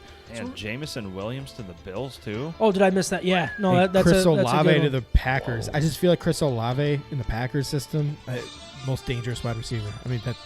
I would be very excited. Yeah, So, I hope that doesn't happen. Bengals took Zion Johnson, offensive lineman out of Boston College. That puts the Lions on the clock. I'm not going to tell you guys who the pick is. I want you guys to write in here. So, obviously, you have a pick between 32 and 34. We're just going to pretend that everybody on the board is available in both these picks, just for the sake of the funness, I guess. Fun stuff. This is a tough pick. All right. So some of the sorry, what were you gonna say? We can't take somebody that this mock draft has already taken. Has already taken. So I did kind of have a best available on the second sheet. I don't know if you guys saw that. Quarterbacks, you got Sam Howell, Carson Strong, Bailey Zappi. Wide receivers, you got Sky Moore, Jahan Dotson, Jalen Tolbert, George Pickens, David Bell, all on the board. The best and only worth running back taken high is Kenneth Walker. He's still available. Andrew Booth at corner. Jalen Petrie, who's kind of a hybrid safety corner. Kyrie Elam, Kyler Gordon, all Safeties, corners. Lewis Sine, Brisker, Yep. linebackers, Asamoah Chanel, Christian Harris, Chad Muma, Devontae Wyatt at defensive lineman, Travis Jones, Logan Hall, Kingsley. You guys have it there in front of you. There's some players available. What I want you guys to do is give us your perfect pair, if you will. If you guys were in charge, who would you take? Let me know when your picks are in, and we'll get this thing rolling here. At 32 and 34, you're saying? 32 and 34. Got it. So I mean, Trav, go. Here's the pen. I'm gonna actually give my picks now. All right, does that work for you guys? Yeah, go ahead. I'd love All to right. hear that. My pick's in at 32. I'm gonna go with Lewis Seen, safety out of Georgia. Safety. I think he might be the best safety in the draft. Man, he showed out well. I really do. Now, I'm nervous at how well he did in the combine. I think it might raise his stock that this type of thing might not come into place. I really like what I saw, but at the same time, I was just arguing earlier on that, I don't know. Maybe the Georgia Bulldogs, just the unit was so good, maybe they overplay. Anyways, I like what I saw, and I think he showed pretty well. At 34, my next pick is in. I'm going to go with Christian Harris, linebacker out of Alabama. Man, he showed out, didn't he? He showed out well. I liked him. I really like him now. I think he performed very well in all the measurables. I know I was thinking wide receiver. I'm not there yet. I think we'll get into that next week with the depth at wide receiver, where I'm okay with just going defense, and really start building the core that we kind of already talked about earlier on. Anybody have their pick in? Mine are in. Yeah. All right. We just got a compliment for our logo. Thank you, guys. Thanks, the Blackmore family. On vacation, the Blackmore family checking in. Thank you, guys. Holy smokes. How's the Sweet. weather in Florida? Are you on your way back yet? No, you're not. It's still Tuesday. What am I thinking? Are you guys in the Keys this week? Let me know. All right. Sweet. Micah's pick is in. Way back. I love you. Anyway. Oh, goodness. Yeah, pick is in. All right, okay. And the music. I also went with Lewis Seen with the 32nd pick. The magnifying glass was on that man like white on rice in that game versus Michigan. And that dude showed out exactly what you said. It's hard for me to imagine anyone better than him right now, but only time will tell. I think he's going to be a fun player to watch in the secondary no matter what team he goes to. I think he's going to be on a lot of highlight reels. Yeah, I think if you don't sign or re-sign Tracy Walker, which I guess even if you do, it wouldn't hurt to have him both, but that's who I'm going with. What's And your my second 34? pick is in. 34th, yes. I'm going with Jahan Dotson. Okay, so Interesting. I went wide receiver, and I think with your 34th pick, I don't think you can really do a whole lot wrong. As long as you fill a need with a top-tier athlete at this pick, you're not going to do anything wrong. You're not going to hurt your team. And for me, when I look across the league with this year, last year, what? You can't do anything wrong with a second-round pick. Lions have done a lot wrong with second round picks. okay. Sorry. Man, guys. don't get me All right, fired all up. right, all right. Maybe Packers fans are Should we used start to listing them? That's We a wanna keep death it- round for us. We definitely want to keep this under 2 hours. How so about let's a not- fifth all right, round sorry, linebacker? Yeah, okay. You guys know what I mean. Anyways, so when I look around the league at first-year wideouts, second-year wideouts, a lot of these guys need growth, whether they're first round, second round, third round. Rarely do you find a Justin Jefferson who comes out into the league and absolutely performs from day one. And I don't have any problem with, if I were a Lions fan, I don't have any problem with taking a wideout at that 34th pick. They're going to need time. I wouldn't hate it. That's just where I'm at. I wouldn't hate Yeah. it, but I don't think it's necessary either. I could go either way. I don't hate those two picks at all. I really don't. Quite honestly, you're not going to go out in free agency. You're not going to dump a bunch of money into, a Devontae Adams. You're not going to go Yeah. looking for a Keenan Allen. But, do what you will with that. Yeah, So, sorry. And I should have said, I actually would take Hutchinson right now at 2. Who did you have at 2? Did you even think about it? Would it be Hutchinson? Oh, Hutchinson all day. So back to that point when you said, what do you think as a Lions fan when you saw that Aaron Rodgers signing? The first thing I thought, putting myself in your shoes, I'm going to go get Aiden Hutchinson right now. And go get him. Go knock him out. Go take his career out, right? Yeah. All right. Yeah, I wouldn't hate it. honestly, that's I am the sick of first seeing thing- his smug face, just for the record. That's the first thing I thought. Like, hey, I'm going to go get a nasty edge guy, and we're going to get after that quarterback in our division. No, I don't hate that at all. All right, Ryan, Trav, are you guys picks in? Start with Trav, go 2 as well. Yeah, I'm the same with you on a. Well, I took Hutch, and then the same with you guys at the first pick in the second round. But So, is your picking? What? oh yeah, you want me to pick? Yeah, I'm with you on the same on the first 2 picks. Is what I'm getting at. Sorry, I Lewis screwed Snead? up. Hear people Yes. talk over the Really? chime The in first or- 2 picks. Yeah, I'm with you. Good Lord, I'm trying to wow. speed I this love up for you. I'm going to the third pick. All right, Who's your third pick? Devontae Wyatt. I'd say you go back to another defensive lineman. I just don't think you can have enough depth on it, especially in a rebuild. I mean, with contracts coming, I really think that we got to get after Rodgers. So if you can just continue to build that. in elite- I know it sounds a little bit weird, but An elite why not? defensive line makes our linebackers way better than they are, and you can get away with having not as good linebackers or just really athletic guys that can just Yeah. be fast, basically, right? Exactly. So that's not a bad way to go. I don't hate building a foundation. Hey, go get a Devin Bush. He's a little agitated. Yeah, I don't want to trade for anything right now. Don't trade for anybody. That's my biggest thing. If they're released, come on over. Come on over, baby. Isn't there a song?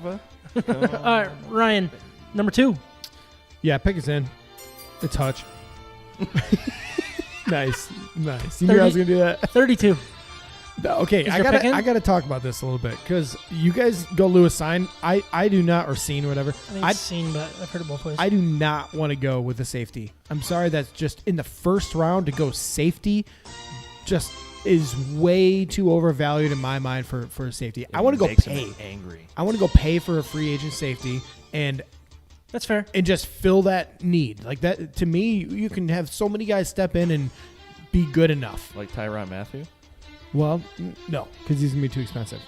But a guy like that, yes, absolutely. I mean, it'd be great to get a guy like that, but And scene's not that. I don't think safety makes as much of an impact as that. Same reason I don't want Hamilton, no matter what, or that early in the first round. I want to stay really far away from him. Man, I just All right. don't. Yeah. No, I'm going to trust you on that. If you look at 'Cause the I'm value, getting the very tempted by franchise tag. safeties. If you look at franchise tagging people, I want to be drafting guys in the first round that are long-term expensive because you're going to get a 5-year deal on this guy. Like the highest paid safety in the league is like $18 million, which is less than Mike Williams just got for wide receiver for the Chargers. You know what I mean? First round, I want edge, I want quarterback, I want wide receiver, I want high paying positions. All right. So who are you going with? I don't know. That's the problem here. My pick is in. I'm going Sam Howell. Oh, you Why? made him drop his pen. Yeah, I'm going Sam Howell. Then you just exact opposite of what you all were arguing earlier. That's just so dumb. Why is it dumb? You think Jared Goff is a long-term answer? Don't care.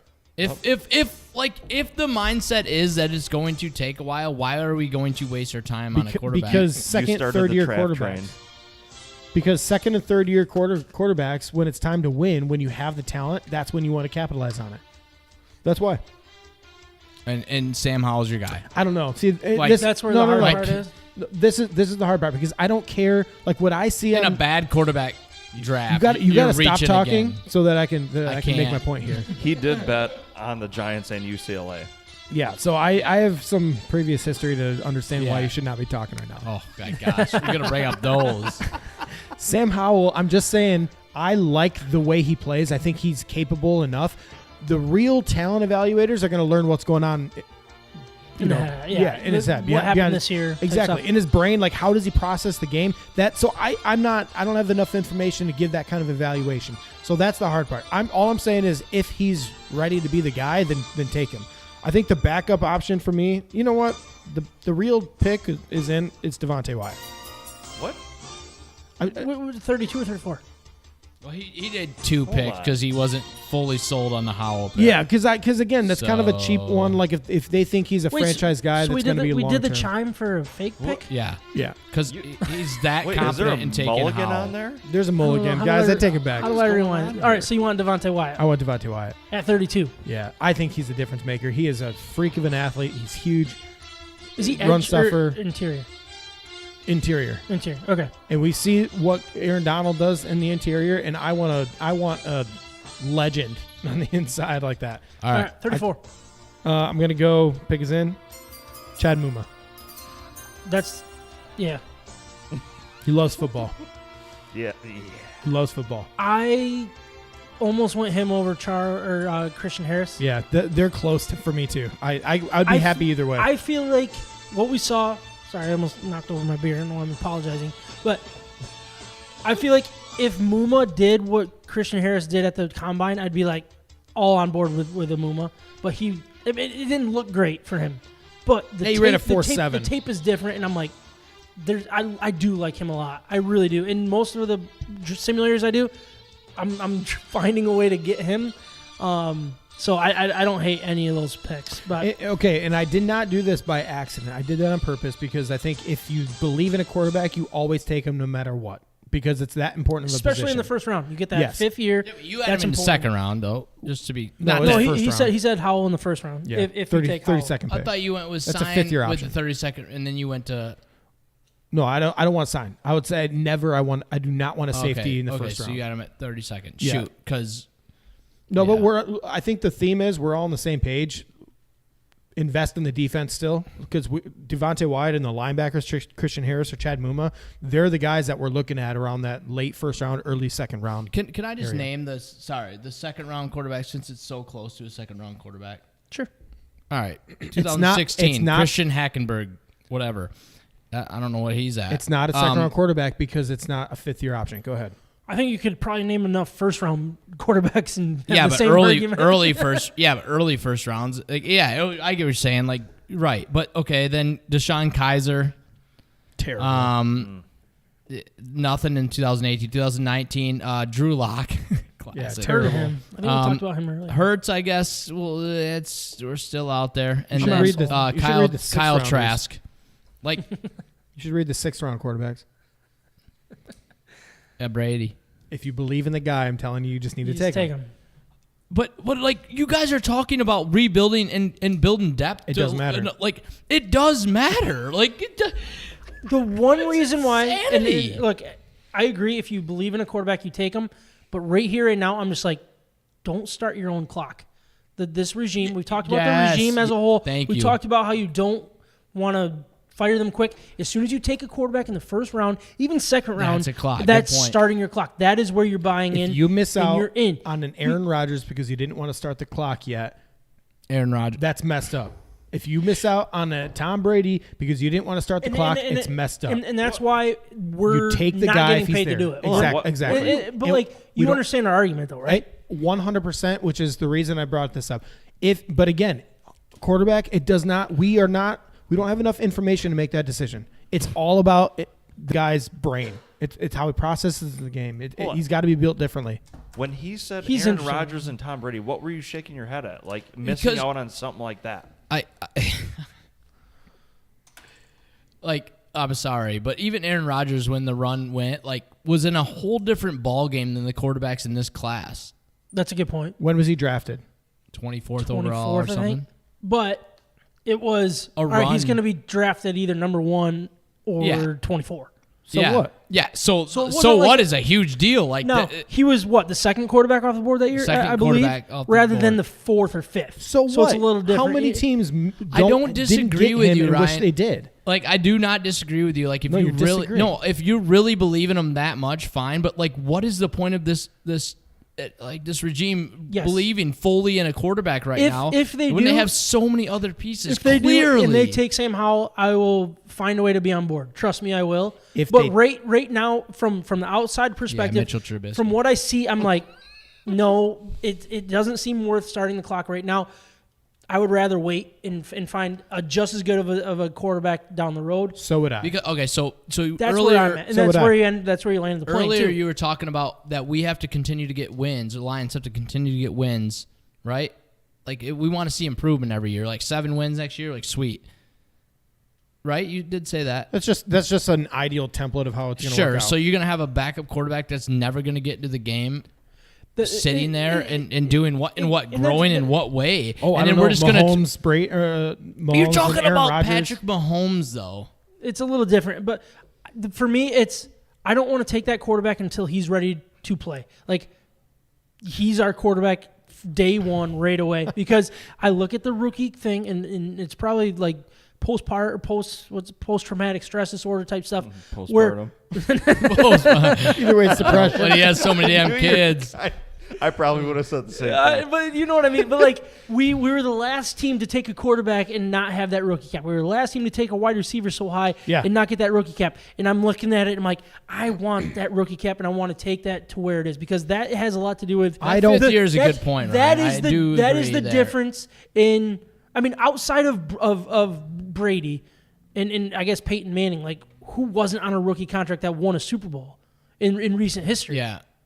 It's either Brady, Stafford. it's either one of the greatest or recent history, or one of the greatest or a guy on a rookie quarterback or a rookie contract. Yeah. I just So- said, yeah. No, I agree. I guess which is one of why the I do greatest. agree with Ben you. I said one of the greatest, fifth. so that includes Oh, okay. Matthew Stafford, right? No, I want one of the. But I greatest. just don't know if it's I do yet. too. We do have another first-round pick in the next year. So it's but yeah, I guess if you're fully bought into somebody, that's tough. But is there somebody else you can be fully bought into next year and still have that 5th year when you're a little more established? Absolutely, and it comes down to Brad Holmes. We got to trust move. him. We got to move. We don't have to. We just skip things. If it's craft beer but I in wanna talk Michigan Red sports, we may not be the authority, but we love lot of work both on that. like a fat kid loves cake. All right. Real quick, State of my we're gonna talk some sports. basketball. I'm talking over my own drop. What am I doing?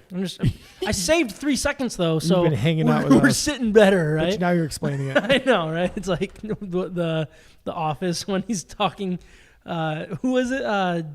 The bigger dude. What's Robert California? No. Stanley, your mic's off. Micah. Yeah, Stanley. Stanley's talking and cutting off half the sentences and stuff to save time. But well, really, we're just wasting time having to explain this. Yeah. It's not Stanley. It's, I'm still what's trying his to name? figure out this. Oh no, yeah, button. it's not Stanley. It's the other guy, Kevin Kevin. Malone. Anyways, Huge Packers Michigan fan. basketball, they solidified their tournament spot, in my opinion, with a 75-69 road win against Ohio State without Dickinson. The reputation of the Big Ten will help Michigan a lot, but they took care of business. That's really the biggest thing is their back was against the wall. They were missing one of their best player, I think, most dominant player, most mismatched player, a guy that matters so much to this team, and they went out and took care of business on the road against a rival. Hats off to them, right? I was listening to it on the radio. I didn't even know Dickinson was out. I was listening about the last half of the fourth quarter, and I'm pumped and fist pumping with the family in the car. Come to find out, like hours later, Dickinson wasn't even playing. Yeah, so I kind of, when it comes to basketball, I'm kind of a second half guy. I don't really like to watch the first half. Yeah. Sometimes the last 5 minutes, and I feel like I watched everything. For sure. But like I remember like tuning in, I'm like, what is going on? Where's Dickinson? I haven't even heard his name. I haven't seen any of these, so I like look it up. Looking I'm on like, the bench. 0 minutes, 0 point, like nothing. I'm like, oh, something happened. Like crazy. But yeah, I mean, they took care of business. They went out and won. Currently, their projected seed is the last 4 buys, which what that means is they're like the last 4 in that doesn't have to play in the play-in game. Obviously, I think it's the 11 seeds, and is it a 7 seed that usually has to do a play-in game? Or is it it's 16 and 11 usually have to do play-in games. You're talking about the big tournament. Yeah, the big tournament. They're kind of set where they're projected to be an 11 seed, but not have to do that play-in game. So one of the 2 that doesn't have, or 2 of the 4, actually, I guess, that doesn't have to do in that play-in game. Which, I mean, I feel like they went out and did it. You know what I mean? They didn't back their way in playing bad basketball. They went in and won some really key games on the stretch. A few in the last 5 that were really big wins, and the quad 5 stuff goes way over my head. Don't get me wrong, but like they did it. They went out and earned it, and now they're in. And now what can they do? That's I think the biggest question. Right. First up, how high can they get too? Yeah. So the Big Ten tournament, they're going to open up against Indiana. Yep. At 11:30 on Thursday, and it kind of sets up pretty well. So if they get the win, they'll play Illinois, who's trickled in 1 seed, I guess, if you will. They're kind of stuck at the top there, the first 1 through 4. They're all pretty similar. But, like, I mean, it seems set up well that go in and win this first game, which Indiana is pretty desperate to try to get into the tournament themselves. Yeah. So it's going to be a good basketball game. Turns into a good win. Can they move their stock up? I don't know if it really matters at this point. You're in and just kind of roll with it. Just right? get like, in, yeah. Just get in and make sure things are right mentally with with Juwan Howard back, like all these things. It's just regroup and I don't know, like I don't care if they win or lose this first game and or go on a massive run. It really doesn't matter to me because they're playing good basketball. I think it sure helps though. I think if you can, for a team like this to continue building for momentum, confidence more than anything, confidence in momentum. Absolutely, yeah. But at the same time, it's like I feel like they've already gained that confidence that they needed because there was probably a lot of doubt inside that room of how good they can be. Can it work? Well, I think we've seen that it can work. They just beat Ohio State without Dickinson and with Caleb Houston shooting like 0 of 10. Literally nothing. Or 0 of 11 or something. He didn't make a shot. Yeah. Terrence Williams stepped in and was the man. So there's the building confidence is true because people stepped up and as a team they won, but I'm still looking for some of those individuals to step up and gain the confidence. Trav, did you have any thoughts on Michigan before we turn it over to Michigan State? Yeah, I do. I'm pretty excited to an extent, but I do think they have to win the game against Indiana. I'm not talking national championship or anything. To get in? No, they're getting in, but I think just moving forward, a team hasn't won a national championship or made it to a national championship without getting to the quarterfinals in their tournament. Okay. So that's... I thought you would say without getting to the tournament. No, that'd be funny. That's true. It is a true statement. 100% of the time. I kind of felt this all year 60%. watching Michigan basketball. Like, I think at any moment they can beat anyone and they can lose to anyone. I know that's a stupid statement, but it's just they're like the definition of that. If we get hot, I think of some of the past Michigan teams, though. When you start riding a freshman like we did, with McGarry. Remember Mitch McGarry? Like, so if somebody just gets hot and goes, and who knows where that leads. And I think Michigan has a chance, and they still have a stud and maybe one of the best players in the country. One of the biggest mismatches in the country. Yeah, like he can take over a game. Yeah. We still have these guys, these freshmen that have been learning all season how to play, and they can still make shots. And then you got you got some veterans on that team that have been there for a while that haven't been as maybe what we expected all year, but it's still tournament time, and these guys are going to play hard just like every team will. And once every team starts playing hard and you have talent, you have an opportunity to make a run. It's frustrating to watch this team be so inconsistent on an individual play level. Like you'd watch, what just happened. Terrence Williams step in and fill in, and Devontae Jones had a huge game, 21 points. Huge. Right? 9 assists. So you look at the team, it's frustrating in one sense. Like, why can't all these guys just fire on all cylinders during the stretch all together? But then part of it is it's kind of nice to have these guys that come off the bench or they're having a down game the game before, and then this game they're just going off, which is great. But it's that Jekyll and Hyde thing that Sam talks about often. You're absolutely right. Here's a run of games that Devontae Jones had earlier in the season. 9, this is points. 9, 6, 0, 4, 4, 3. That's a run. In the middle of the season, January 4th against Rutgers, 0 points. And yet, in the last 4 or 5 games, he's been the best player for Michigan. And he scored 21 and 9 against Ohio State, 25 and 10 against Illinois. We dogged him on the podcast a few weeks ago as the reason for this, and he could be also the reason why they can turn it around when and they can get most. rolling. And just one last point, like you got guys like Diabate going off, making shots like a couple games. Yeah, I always say that screwed up. I'm sorry, but having his games. Couple games ago where he's just going like he's got freakish talent. And then all of a sudden talented. If Houston just really starts saying screw it, I'm going. Good. Like he's still a stud. Like, and these guys, like, again, all the regular season they want it for themselves sometimes, or they're trying to like make their name, get drafted. When it comes to tournament time, like they're like all of us back when we played sports or we played that dart game earlier. Like, you're a competitor, you're trying to win. And I think that they're going to do whatever it takes. Sorry. You got to remember that this team's super, super young. Yeah, I mean, but they have with Dickinson, that's the key. I think that's the real key piece. And also Juwan Howard leaving is also the key piece. They've played really well. But I think bringing them back, this team. I'm not against bringing them back. I mean, if they lose the first game of the Big Ten tournament and they lose the first game of the big tournament, then I think we can have that conversation, because that's when things. All get I'm saying, crazy. Your coach gets kicked out of a game, your team responds. They've responded. I think part of it is they got his back. Michigan State, they had a nice. They got back on track, I think, with a win against Maryland on senior night, 77-67, and made Izzo the all-time winningest Big Ten coach, which is awesome. Congrats to him. I feel like it's just a big sigh of relief for Michigan State fans, right? Because it was, I think, the opposite, where it was like they played really good basketball early on. I mean, maybe a little overrated at times, but down the stretch here, they haven't looked good. And I think that's kind of the opposite of Michigan, is how bad they've looked and started to look better down the stretch. But getting back on track, like Maryland's not a win like Ohio State is. It wasn't a top 25 win, anything along those lines. But it's nice. It's nice to see. It's nice for them to get that type of victory. I feel like it's more important for Michigan State to go on a nice little run in the Big Ten tournament to gain that confidence. Because even with this win to end the season, I'm sure they're still not feeling that confident. I mean, what are we thinking about Michigan State here? I'm not a Michigan State fan. I'd be a little concerned going into the Big Ten tournament. I mean, I think they have both feet in the door for March Madness, no doubt.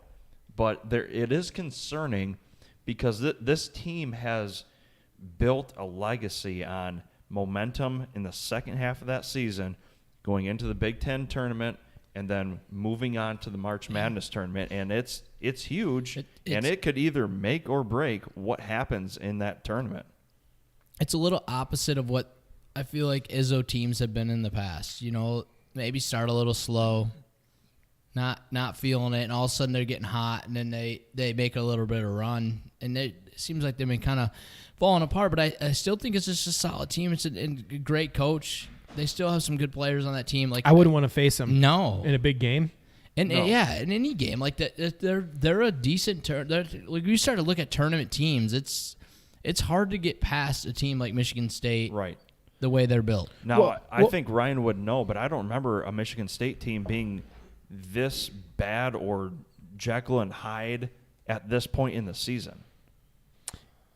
In recent years, they've had some leading in, which is the opposite of what you'd expect out of an Izzo team. It's always March. They're turning it around and starting to play better. But this has been different because they have so much veteran leadership with seniors and juniors. I mean, like Bingham, Joey Hauser, Walker came in and is supposed to be the point guard of this team. Malik Hall and Julius Marble. Like, these are all third-year players in a program that is just relies on this like veteran leadership type of attitude and hard-nosed, tough basketball. These guys have that, and yet the results aren't there backing up what you'd normally see. So that's kind of the Jekyll and Hyde when you're talking about, or the weird, inconsistent play. You would expect different because of the makeup of the team. Like, they shouldn't be going through these, extreme highs and extreme lows because of the veteran leadership. But because of that, also, they're not going to get flustered in these situations in a March Madness type of atmosphere, too. They've been there, done that. Right. That's why I still see them as dangerous. I do. They're dangerous. Sweet 16 team, in my mind, for sure, wherever they end up because of that alone. Yeah. Also, I do want to say, like, how funny it is that, Izzo, I think it was the same night as Duke played in their last game at Cameron Indoor with Coach K, and they lost to North Carolina. Yes, and he's out there. K. Yeah, no, and he's out there saying like, hilarious. and he's like, what did he say? Coach K? Yeah, he's like unacceptable. Yeah, unacceptable. This is unacceptable. He's But like, it's not been an unacceptable season. Everybody's like, yeah. It's like, oh, that's the worst speech I've ever heard. Yeah. I can't stand Coach K. I feel like he's one of the fakest guys since Really? Russell He's a Wilson. goober. I think he is too. I do not like him. I love feel how like he's people give fake. him credit for turning around Team USA basketball with with LeBron, Kobe, and like this legendary team. Like, it was a hard thing to do. Yeah, He has this. I could have coached. Like, that team. we easily could have coached that team. Yeah. I'd be like LeBron. Sam's like, go whatever score you wanna- points. He has this story about like how Kobe said, "I want to guard Ginobili when it matters most." It's like, Okay. Sure. Kobe against Ginobili. Like, I'm going to take Kobe every time. Like, that's that's a terrible story. It doesn't mean anything. And You're a terrible coach. I said yes. Yeah. Okay. Yes, sir. And he did good. Well, It's like- he's Kobe. Yeah. So currently we didn't get into the projections right yet No. so currently they're projected as a number 8 seed. 8-9 matchups are generally pretty tough, and I sit back and I wonder, like, so as an 8 seed you win, right? What do you get rewarded for? Playing a 1 seed. And I'd sit and obviously you'd rather be playing an easier team in the first round. I get all of that, like comparing Michigan State with 11-5, or is it 11-5 or 11-6? 11-5. 11-5. It's like, yeah, you don't want to play a fifth overall seed, but it's like that's like where all of the upsets happen. If I were Michigan State, I'd be like, I don't want to be the 8-9, 5-12, 6-11. Okay, but I don't want to be 8-9 and play 1 seed in the second game, right? Like, that just doesn't set up very well for them. But the Big Ten tournament potential, I feel like they have an opportunity to go on a run. Like I said with Michigan, it's like they need it. They need to get out of that 8 seed, maybe move up to a 6 or a 7. Like, that would be massive for this type of program because it changes the landscape of the actual big tournament. Now, they open up against Maryland. They should win that game. I mean, right? If not, look out, because this could be really bad for Michigan State. But then they get an opportunity against Wisconsin, who has been struggling lately. They could turn this into a nice little run and move themselves up. What do you guys think with this matchup here in the Big Ten tournament? Not that we really care who wins, because they all are getting in, right? Like, all of the Big Ten teams are. We already know who's getting in. But how can you get it better? How can you gain that momentum and feel better about yourself? You feel better as a fan. I don't like the matchup against Wisconsin. I think Wisconsin's kind of made to beat the Sparties. I don't know. Like, I feel like when they're healthy and things are going right. I don't know. Like, I think Wisconsin and Michigan State are pretty similar this year in the sense of not really confident what they were going to be and a little bit of overachievement. Yeah, I just think Wisconsin's better. I do. I just think it's a bad matchup for Michigan State. But if Michigan State can win that game, it's a huge momentum swing for them. So, great opportunity. I'm pumped about the matchup, even though I think Wisconsin's a bad matchup for them. I'm really excited for the opportunity for them to play them. Hey, anytime I see Brad Davison lose, love it. Is that Wisconsin's coach? Dude's a dirtbag. No. He's the player. Oh, the player. The player, he's So it shows how much I've watched basketball. No, he's super dirty. With Davis. Brad Davison? Brad? Yeah. He's who was the dirty player for Duke? a few years ago. Grayson Allen. Yes, Grayson Allen. He's like another Grayson Allen, but in the Big Ten. tripping people. A lot of tripping, a lot of elbowing and kneeing people in the crotch area. I mean, everyone just hates this dude. Interesting. I mean, rightfully so. He's dirty. Red Wings lost 9-2. It was ugly. Yeah, I didn't want to bring it up. Verano scored though. Yeah, Brad Davison. You're right. Yeah. Okay. I thought you were talking about Johnny Davis, but Brad Davison. Okay. Watch some Brad Davison. Every time I come You'll to get the angry. All right. every time I come to Every the time podcast, what? I'm gonna I cut cannot. that every time I come No, to the I- podcast.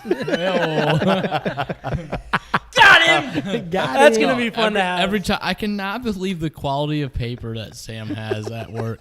It's like It is pristine. we are like it makes me think of The Office in a whole different perspective. Like Why would you print anything on this? It's Like, so perfect the way it is. so nice. I feel like Compared to the education Biden regime scene. would hate us for that amount because that has to be hurting the environment. Oh my gosh, dude! I could sleep with this paper, like a blanket.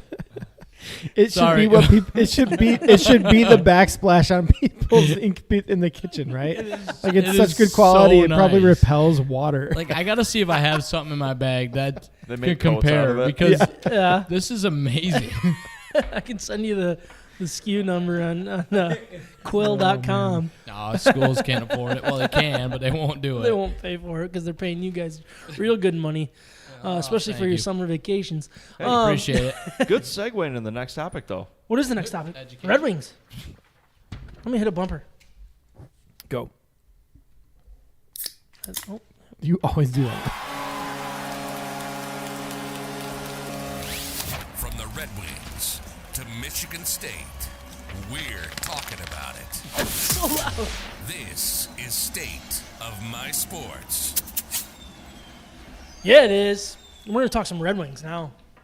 You know me and my Red Wings. We can pass on the game tonight. Yeah, we're not going to talk about that. Some potential. little house cleaning, then we'll get into the trade stuff. But Jacob Vrana, first game back tonight. He scored a goal. Very nice addition, and excited to see how the extra depth will really help this team. Obviously, a 9-2 loss to Coyotes is not a good thing. However, this team plays good against good teams and bad against bad teams, and they're just that's not what we're getting into today. It just gives us a nice preview into what this team could be heading into next year. They're not going to make the playoffs this year. It's not worth getting into any of that. But what kind of depth can he bring? That's what I'm very, very excited to see, especially when he's playing with Fabry on line 2 along with some other guys. I mean, it's Pia Suter, I think. This is what the team needs. They need an addition. They need a spark plug. He Nice little boost. very well might be the best player on this roster, and I want to see that heading before we get into next year. Basically, is where I'm at. It's exciting. Another big thing or not really big, but another thing that happened is, help me with his name, Oli Jolevi.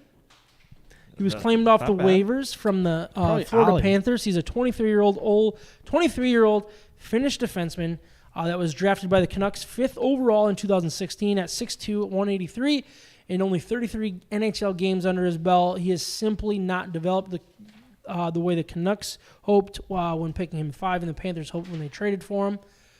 Could it be the lack of opportunity? Could it be something else? Like I don't know. He seems to be excited to start getting some playing time. We'll see how it all plays out, and really what's next. What Yzerman's hoping is basically this guy shows something, you know, and with the release of Danny DeKeyser, potential trades of Leddy and Stahl, with the lack of defensive prospects in the minors, this is the guy that's going to get that ice time. This is the guy that's going to get the opportunity to see if he belongs in this league or if it was just a bust, if you will. That's basically where we're at. Pick him up, nothing to lose. He didn't give anything up.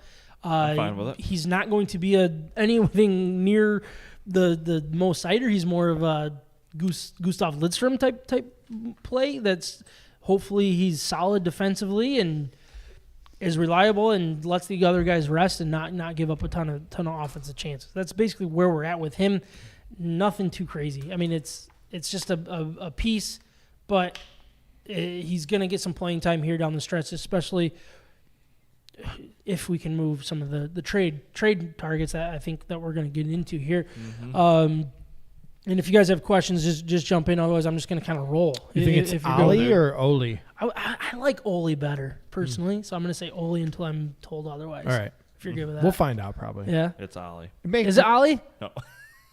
I would You say said Oli. until I was told Oh, otherwise. well, It I mean, like matches. by someone that knows. His age is great though. 23 years old. It matches what their system kind of shows. Yeah, exactly. I think he fits in very nicely with the core, if you will. 6'2". Is that a pretty big defenseman or pretty average?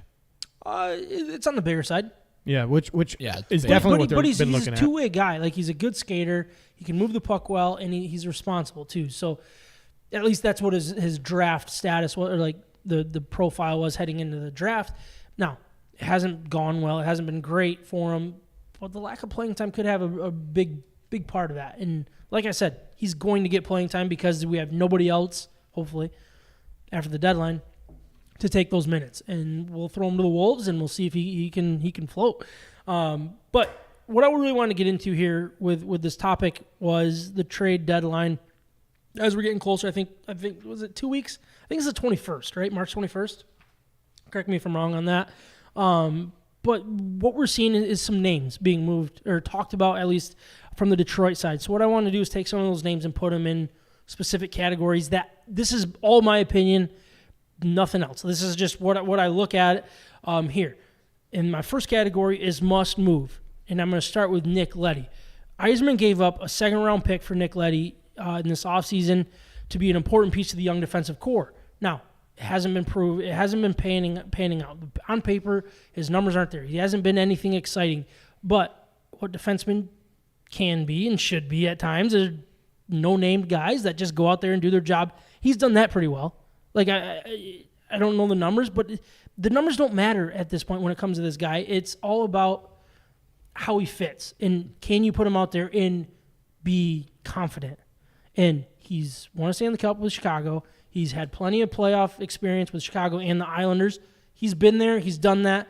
And that's the type of guy that people will take a chance on just because, hey, put him as a sixth defenseman and we don't have to worry about him. He's not going to put up points. He's not going to be aggressive, but he's going to make the outlet pass. He's going to make the right play.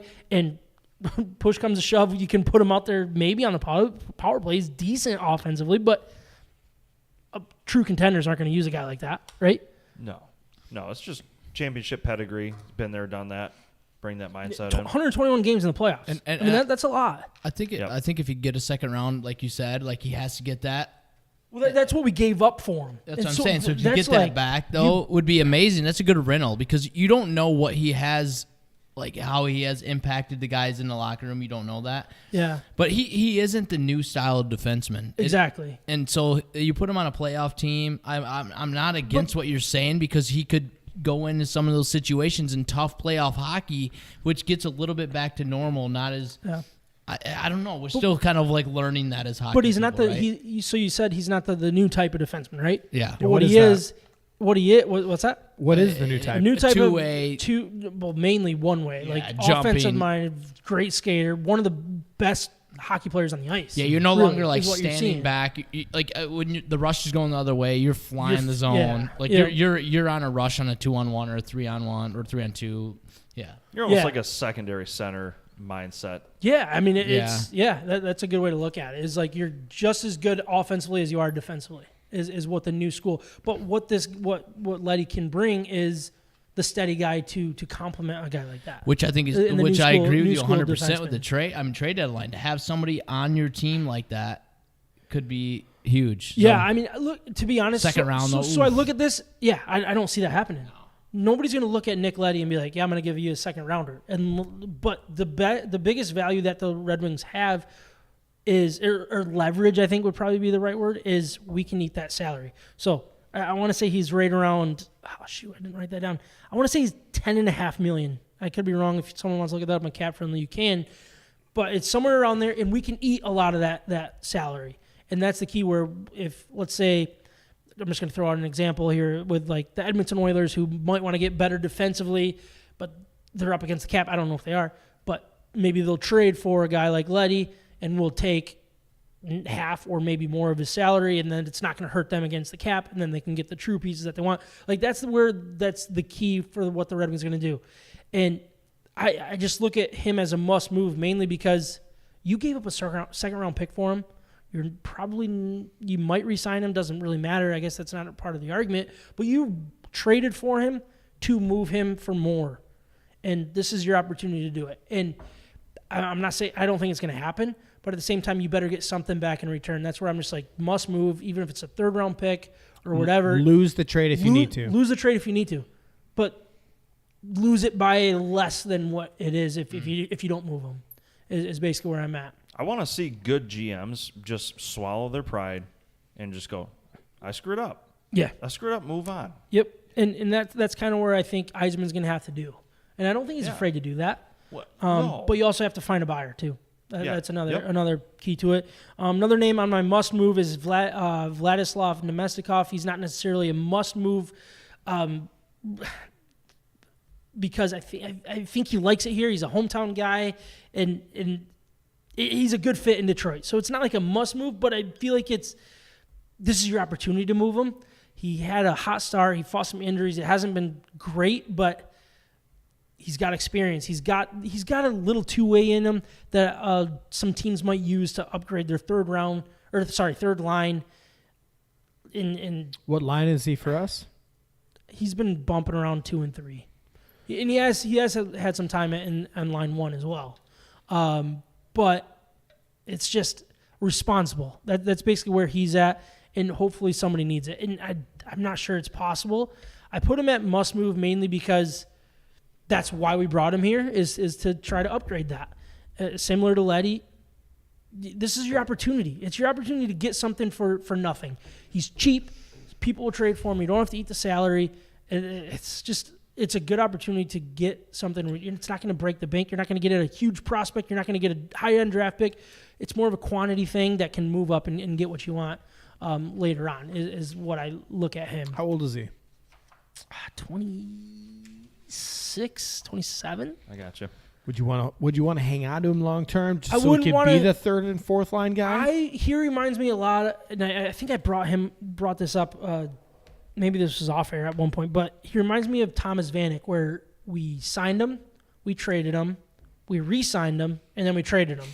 I feel like Nemestikov can kind of fit that piece where we sign him, we signed him, we trade him, trade him away, bring him back. and then bring him back. Yeah. That's where Hey, I love it really here, think remember? he fits. Yeah, exactly. Yeah. 29. 29. So he's a little older. Why do I care about this pen so much? I don't know why I thought that was a good time to pick it up. Why did I do that?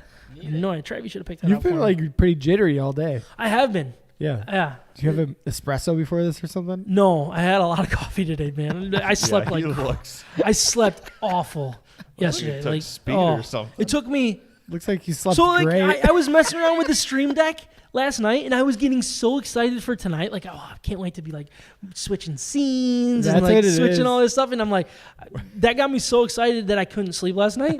How silly that is that? And then Jordan peed his bed and then woke us all up as well, so that didn't help. That's and then fine. I just got normal. very little sleep last night, so I drank a lot of coffee to get through the day. And here I am, like struggling to that even thing light stand up? still. What's that? Does that thing light up? Yeah, it's lit up. I think Ryan was in his living room window, and he could see just like blue light and red light. Like What is Sam's Sam like doing? laying in his bed, just playing with the buttons. I'm just watching like Red Wings time, Pistons. So Lions. my wife ended up being very curious on that new player's name, and so she looked it up how to pronounce it. Please be Ole. Ole. Yes, it deserves to be Ole. Ulev. That's a really good name. Ulev. Ulev. Ole Oh, I like it. Yeah, I just look at Nemestikov as get I'm now something, a fan. not nothing. So then my next category is fingers crossed, and I got two guys in here. I got Thomas Greiss and Mark Stahl. Neither guy has much value because they're much better goalies, much better defensemen that I think people will rely on, including Letty. I would assume people would rather have Letty than a Mark Stahl. Mm-hmm. But just fingers crossed that there's a significant injury around the league that people need depth. That's basically where I'm at. Yeah, desperate. And Stahl is a name that I think could become a little more valuable just because of the name. Yeah. Everybody knows the Stahls. Everybody knows that their history, their reputation, Got their good genes. They're good, solid NHL hockey guys, and hopefully somehow we find a way to move these guys. They're expiring deals. We'll see. I mean, that's basically amazing. Getting value on an expiring deal with such little time left, like that'd be incredible. My next category is kick the tires, and the only one here is Filip Zadina. He's not panning out as the 6th overall pick, but he could be a good candidate to move as a player for player swap. Like a guy that's not working out in, let's just say, the Islanders organization. That's a bad example because they're not going to make the playoffs. But let's say the Lightning, that he's not getting playing time. Boston could be a very interesting one, that he'll be cheaper for them to re-sign, and we could get a better player that's not getting the type of playing time that he thinks he deserves. Similar to like Vrana with Mantha last year.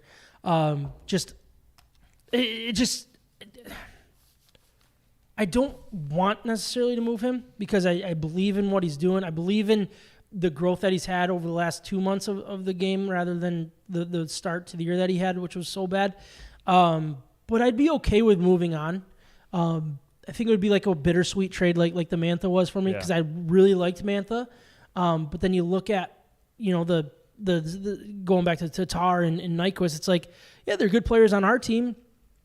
But then they're going to go on and not do anything, what does that tell you about the organization? I feel like Zadina could probably be that type of guy where I want him to work out so badly that I'm not going to give up on him yet. But then he's going to move on and not do anything, and you're going to get a better player in return. Or better package, if you will. How about if Yzerman were to Yzerman Ken Holland? I mean, that'd be awesome. I mean, that's a team that has a window. Their window is not – they're not playing well either, so they got to change things up. And these guys aren't getting younger. McDavid, I mean, still one of the best in the league, if not the best. Yeah. But, I mean, you got to find pieces that work. And I don't know if that's necessarily a fit. Ken Holland's been suckered into worse. But Yzerman has suckered a lot of GMs into worse. And that's where I look at it and I'm like, we could get more. But at the same time, I just don't see where anybody really cares. It's got to be a disgruntled player for a guy that just needs to change the scenery type thing. 1 for 1, move on. Now, again, I'd be okay with him staying. We're not gaining anything in this trade. It's just more or less trying to mix things up. I want him. Yep. I want to keep him. You want to keep Zadina? Yeah. And that's another thing, like heading in with Vrana back, bring more depth in, make this team better. How does that work out? It's like the Jeremy Grant thing. It's like, what do you know? You don't know what you have until all the pieces are there. So let's wait for all the pieces to be there and then see how this looks. That's a good point. And jump in if you guys have anything, but I'm going to move on to the next category. Is I put it as stop calling. And what I mean by that is we're not interested in moving these guys unless you're going to absolutely break the bank, which nobody will. I see Filip Hronek and Tyler Bertuzzi as guys getting mentioned that are very unlikely to get moved. They're both parts of the positives that we're seeing here in Detroit, and I think that's really important. And I believe that it's more valuable on the Red Wings than anybody else in this league will even look at these guys. I like Tyler Bertuzzi. I really like Tyler Bertuzzi. I really like Filip Hronek. GMs around the league, in my opinion, don't value them the way that they're valued in Detroit. Absolutely. Now, are these guys that I really think are building blocks to make this thing the Stanley Cup contenders that we want? Probably not, because we need to upgrade. Tyler Bertuzzi shouldn't be a top 3 forward on a contending team. He won't be. Right. And he doesn't need to be. And that's where we just need to upgrade our talent. Now, I really like Tyler Bertuzzi. And I feel like you're going to jump in and tell me I'm wrong about Tyler Bertuzzi. No. Go ahead. I just think, like, I agree with everything you're saying. Like, I wish GMs would see the value in somebody like Tyler Bertuzzi going into the playoffs. You know, like, you know what I mean? I think he would be very valuable. I think he really could be do. super valuable on a team. Imagine putting him on a third line or even like a second line in certain scenarios. I guess the way I look at it is The way he plays fits a playoff team. Got to build around some people, What- right? You got to choose. Yes. You don't think yes so? and Like no. I think he fits into. Maybe I'm wrong, but I just think he would fit a playoff roster. Are you very saying well. offer him up or keep him for us? Oh, I just like I would be fine. Like I would hate to lose him because whatever, but like I do think that if the right offer was there, like why not? Like I think he benefits a playoff team. Well, if we're getting a ton in return, sure. Yeah. But what? Like, is he really like? 'Cause I agree with you, Sam. Like, is he really a massive piece of our rebuild? I'm starting to wonder if he's not, because he is getting older, and I agree. I don't think that is. I don't think when we go and win, hopefully a Stanley Cup in a couple of years, like that, Yeah. he's the reason why. but the reason why I don't want them to move him is because he's not holding anybody back.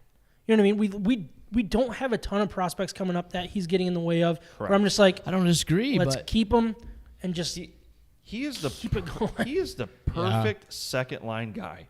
yeah, we said it about Glendening and When we have a bunch of super studs that take up the entire first line, he is a great second line guy. Yeah, And put pieces around him. Who are we talking about? Bertuzzi. So I thought. But What I do mean- you think?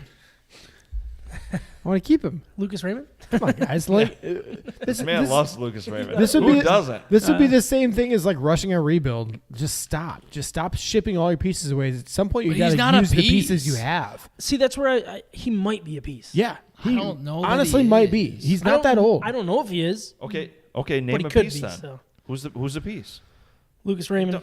Most Yeah. Oh, sorry. You wanted him? No, to? no. The problem is, I think Stop giving him the I think answers. Larkin's part of that too. the problem is you cannot have a roster. You cannot have a roster of 21 and to 23-year-olds and think that you're going to win. agree. You cannot do that. So hold on to the veterans that fit this team, that provide some locker room type of atmosphere, and invest in them. Keep them until they're 31. Like you have to have some of these guys that lead the organization. If he's a leader, keep him. How many times have we screamed the whole Detroit mentality? Every time we have a player leave or come into the organization, no matter who you're talking about, they just scream that Detroit mentality, In that any blue sport. collar mentality. Any sport. Bertuzzi is that player that you want to have on your team. I agree. I'm not saying move him unless it's the right piece. What I'm getting at is I think he is the right piece to help a playoff team. It would deserve a lot, but I don't know that we're ever going to You're get saying- to that point. you're But at the saying the same Hall might be time, good is enough. what he does. A lot of people do. A lot of people do. And that's where I Yeah, just you're look not at it is wrong, they but- can do it for cheaper. They can call up a guy And he's a and make piece. it happen.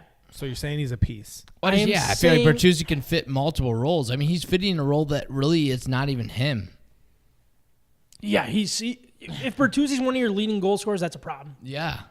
There you go. go. So keep him So- until he's not. Until he's not. But then Which you would got to be have that great. secondary goal scoring, which the Red Wings have always been haunted by. But we'll move on from this. All right? You guys good with that? Follow us on Wanna keep talking Red Instagram, Wings? I'm down. Facebook, Twitter, YouTube, and Twitch. State of My Jared's Sports. done with his podcast. We're over 2. Yeah, I know. It honestly feels like it's been longer than 2 hours, though, in a lot of All ways. right, can we get the paper comparison yet? Because We were doing Ernie's paper best comparison. friend with the jacuzzi. Just feel the difference. Bertuzzi. I should have said jacuzzi. Honestly, but I said jacuzzi. one piece of this paper is better than 2 pieces of that. Like no doubt. It's all right. Before the night ends, can I please do a little bit of ask the paper ask analysis? questions? Ask questions. Yeah, like this is a pre-test for my class. There's 83 questions on there. We 100. don't have that How much many are you gonna time. do? Well, I'll just do a handful. All right. What's a handful can to we, a can we teacher? get our betting segment done? No, Then no, we'll do it. this real quick. Real fast? Yeah. Or You want to do it now?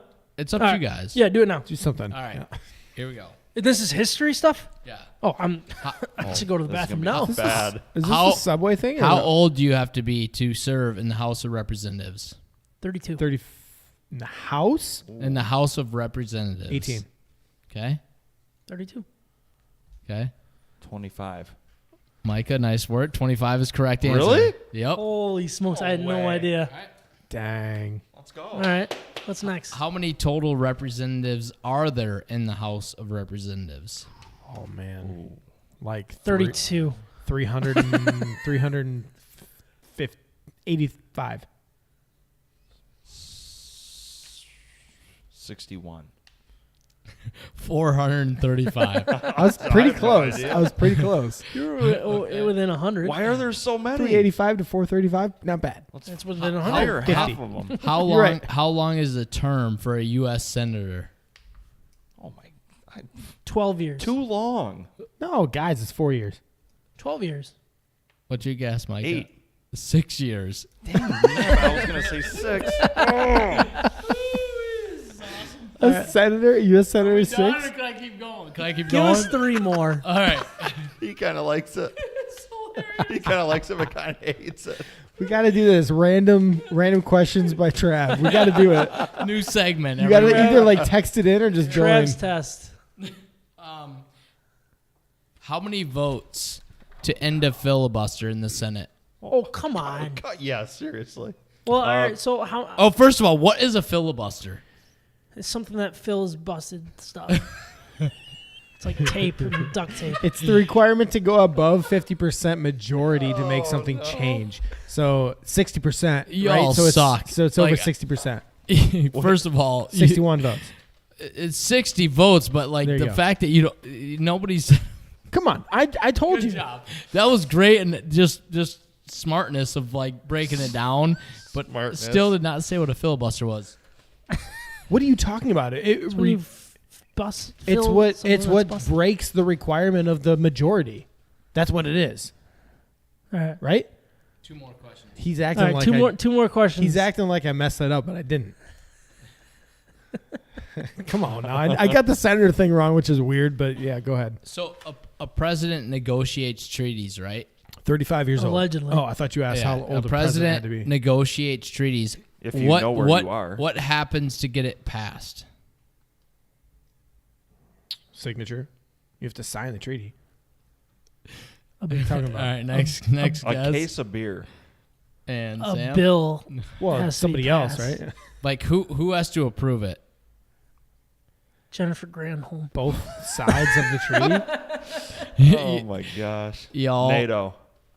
I think y'all need to come to class. That's Oh my, this is embarrassing. such a general question.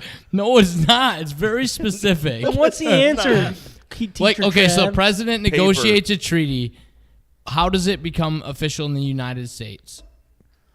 It passes the House and the Senate. Signed the document. Micah's the closest, but it must pass 2/3 of the Senate in order to actually ratify a treaty. Well, I'm going to go with This is the stuff you teach every day? I took that so literally. I was literally talking about putting a signature on a document. Like, it's not that until they do it. I'm sorry. I'm questioning your teaching skills. I'm All right, questioning the all right. Teaching questioning. skills. I'm questioning y'all. All right. One more. All right, we're gonna do one more. Last one. Why isn't Jarrett answering any of these Yeah, questions? because he's asking He's something. in the jacuzzi. What did he say? What? What do you get when you mix Ernie's best friend with a jacuzzi? Bertuzzi. That's pretty funny, actually. Bert. Oh yeah. Okay. Which amendment 12. Second. allowed women to vote?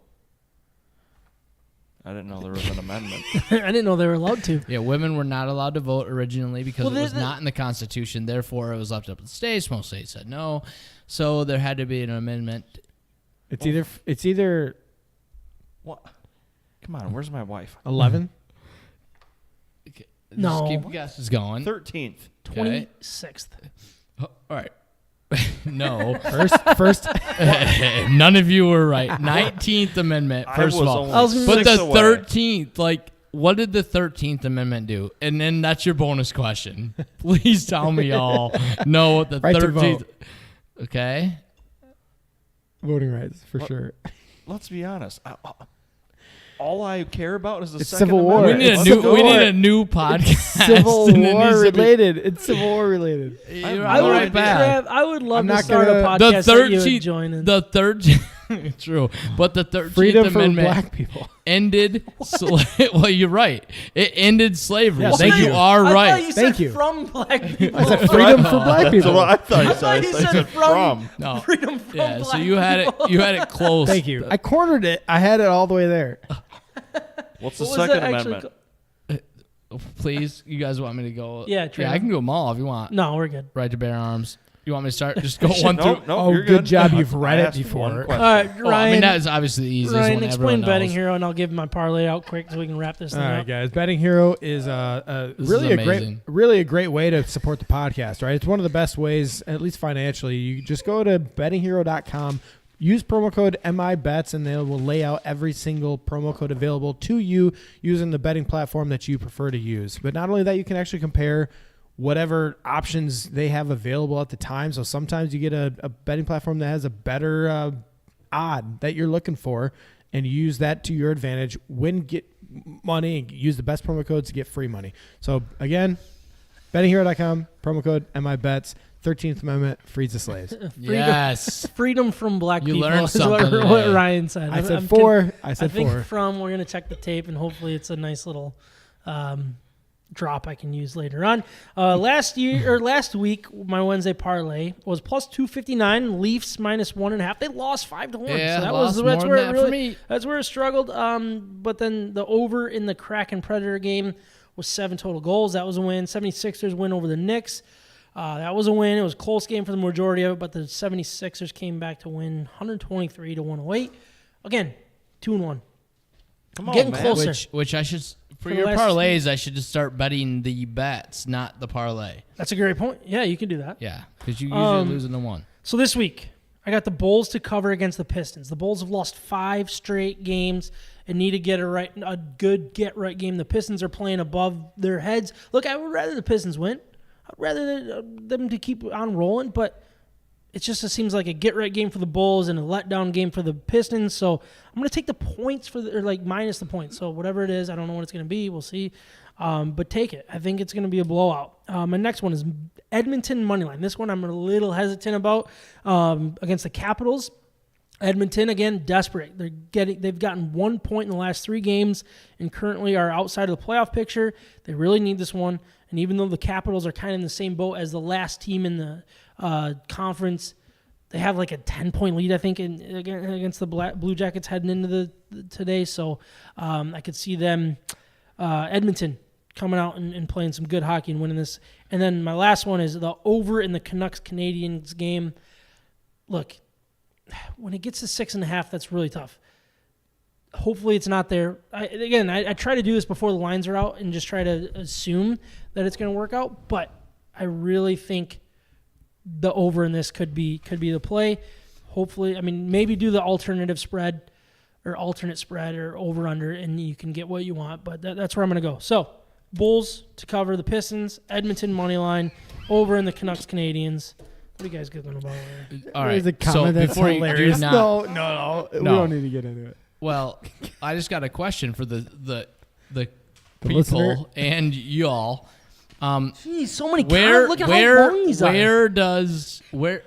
Who creates tax law? Jarrett, I think that's a tax law right there in the comments, man. That thing is long. Who creates the taxes? Like, who creates tax law? Evil people. Yep, the devil. So if we don't even know where tax law comes from, Congress, right? the Or is it same IRS? thing. It shouldn't be what IRS. part of The Congress? Conquerors? It's written, right, by the House, gets passed, sent to the Senate. They got to sign Let's off go! Right? Somebody's And then- smart around and here. then executive right. It starts branch with guy the to sign it House. off. Yeah, but Trav, did Matthew Stafford win a playoff game this year? That's what people really want to know. No, that's basic stuff. But I think the point that he's trying to make, which if you don't know what I'm talking about, You go should know leave how a to do your comment, go taxes. I don't disagree. check it out. but You have time to read 3 million pages? That's what the tax code is. No, I do not. I know, I'm nobody not does. saying That's the that, point. Jarrett, you're writing too much, man. We're already late as it is. Michael, what are we drinking tonight? From DeHop's You Brewing, should, you should read your amendments, though. Come on. we're Yeah, go ahead. drinking Cranky Flamingo. It's a 4.8%. And I just saw this Goza. It's not Gose. It's Goza. Brewed, What's the difference? I don't know. It's in parentheses. It says Pronunciation. Goza. Gosa. brewed with Himalayan pink sea salt and dried hibiscus flowers, tart flavors of pomegranate and citrusy coriander, hints of salt with an effervescent. What is that word? Gotten worse. Effervescent. What is that? Body. An effervescent body. Someone look that up. What the heck does that word mean? It's like forefront. All right, what's your rating? Think spring with Trev's this all of a sudden in a refreshing hurry. brew. Oh, no. After the quiz. I want to get back to the quiz question. And don't forget, it contains wheat. There we go. Trev, we'll give you one more question to wrap this thing up after the beer grades. So get it ready. Ryan, start us off. For what? What you think? beer grade. Oh, got it. I like it. I liked the last hibiscus beer. I like this one. Hey, Mikey, he likes it. Yeah, 8.3. Holy smokes, Jarrett, look what he's doing. He just Whoa. did he copy and paste that? I think he copied and pasted it. 100%. Jeez. You either have like really strong fingers, Yeah. or you copy and pasted. Holy smokes. Pretty sure that's Emancipation Proclamation. I can't fully see because my Four eyes are scored blind. 7 But years ago. Our fathers. Read it, Okay. Ryan. No. All right. So No. So 8.3. This beer, I feel like 8.3. it's one of the more recent beers where I can taste everything that's described on the paper. What was the word that you couldn't say? I wanted to say it. Effervescent. Got it. Effervescent? Effervescent. Effervescent. So it's a very effervescent oh, way to you? so effervescent body. Do you think it's effervescent, Ryan? Yeah, it's very forward and in the background at the same time. So the sea salt, it's not overpowering. I mean, I've had beers where everyone likes to feature sea salt, and it's just too much, you know? Yeah, because usually it's like lime, right? Yeah, lime and heavy on the sea salt is just too much. You know, if I'm gonna drink something like that, it's gonna be a true margarita out of a glass. But this is a great beer. It's very citrusy. You can definitely taste coriander in it, and the hibiscus comes out really nice overall in the beer. I'm gonna go with an 8.4. 8.4. Good score. What did Ryan do? He did an 8.3. Okay. Trav, what do you think of this one? honestly, it's not fully my type of style. No. No, but like for it, I'm gonna do an old 7, just because that's my favorite number. But Old honestly, it's 7. a terrible rating because That's all about Elway and your Yeah, it your is. I'm Broncos just getting hyper excited. I think that Russell should go with 7. Just take the number out of retirement. What number is Russell Wilson anyway? 3, which is Drew Lock's number, so he's gonna take that. Yeah, I'm sure he will. I agree with you guys. I think it's a better beer than Trav gave it as a grade. I really like the flavors. I like it's like not overly salty, not overly. Is bitter the right word? It's crisp. It's Fresh. yeah. I want to say it's- crisp it's personally, not better. but I don't know. I really I like think you're it. tasting the hibiscus. Hibiscus. It's effervescent. It's got an effervescent body. It does contain wheat. But no, I'm gonna give it a 7.9. I think it's a very good beer. Jarrett, you're just killing us here, buddy. What Holy is going cow. on? Goodness man? gracious. That's the same copy and paste. He Oh, didn't- it is? He didn't do it again. Oh, I thought he did it again. You must be hallucinating because it's been 2 hours and 16 minutes. All right. Well, let's Trav. One more question. Are you guys ready for this? Yeah. All right. Expired. Is that it? Oh my gosh, you got it. Hurry up, man. Yeah. All right. How many justices are there on the Supreme Court? 45. 7. 9. Thank you, Ryan. Yeah. Good Lord. Did you actually know that? I gave Yes, it the of easiest course. one I of didn't all even time. listen to the You question. text him the answer. No. No, guys, you guys should guys, know come on. this. You should Please know tell that. me that you knew I that. didn't listen to the question, man. I'm just trying to move Why on. not 10? Why wouldn't they have 10? All right. Hold Yeah. on. Because it's going to be even number. Yeah, because then you would need a majority, right? Oh, Yeah. I'll need Yes. to come to Thank you. class. Why do you think I picked 45? Okay. Because of Trump. Hit the outro. I don't even know where that is anymore. It's been a long. So sad. That was episode 140 something and 7, I think. Thank you for your Comments? Thank you guys for recording. Thank you guys for listening. Jarrett, stop commenting. We'll talk to you next week, if not sooner. You've been listening to State of My Sports. Peace. From the Red Wings to the Lions, to the Tigers to the Pistons, to Michigan and Michigan State, and everything in between, we're talking about it. And don't forget the beer. We hope you enjoyed the show. Make sure to like, rate, and review. In the meantime, hook up with us on Instagram, Facebook, Twitter, YouTube, and Twitch at State of My Sports with an MI. We'll see you next time.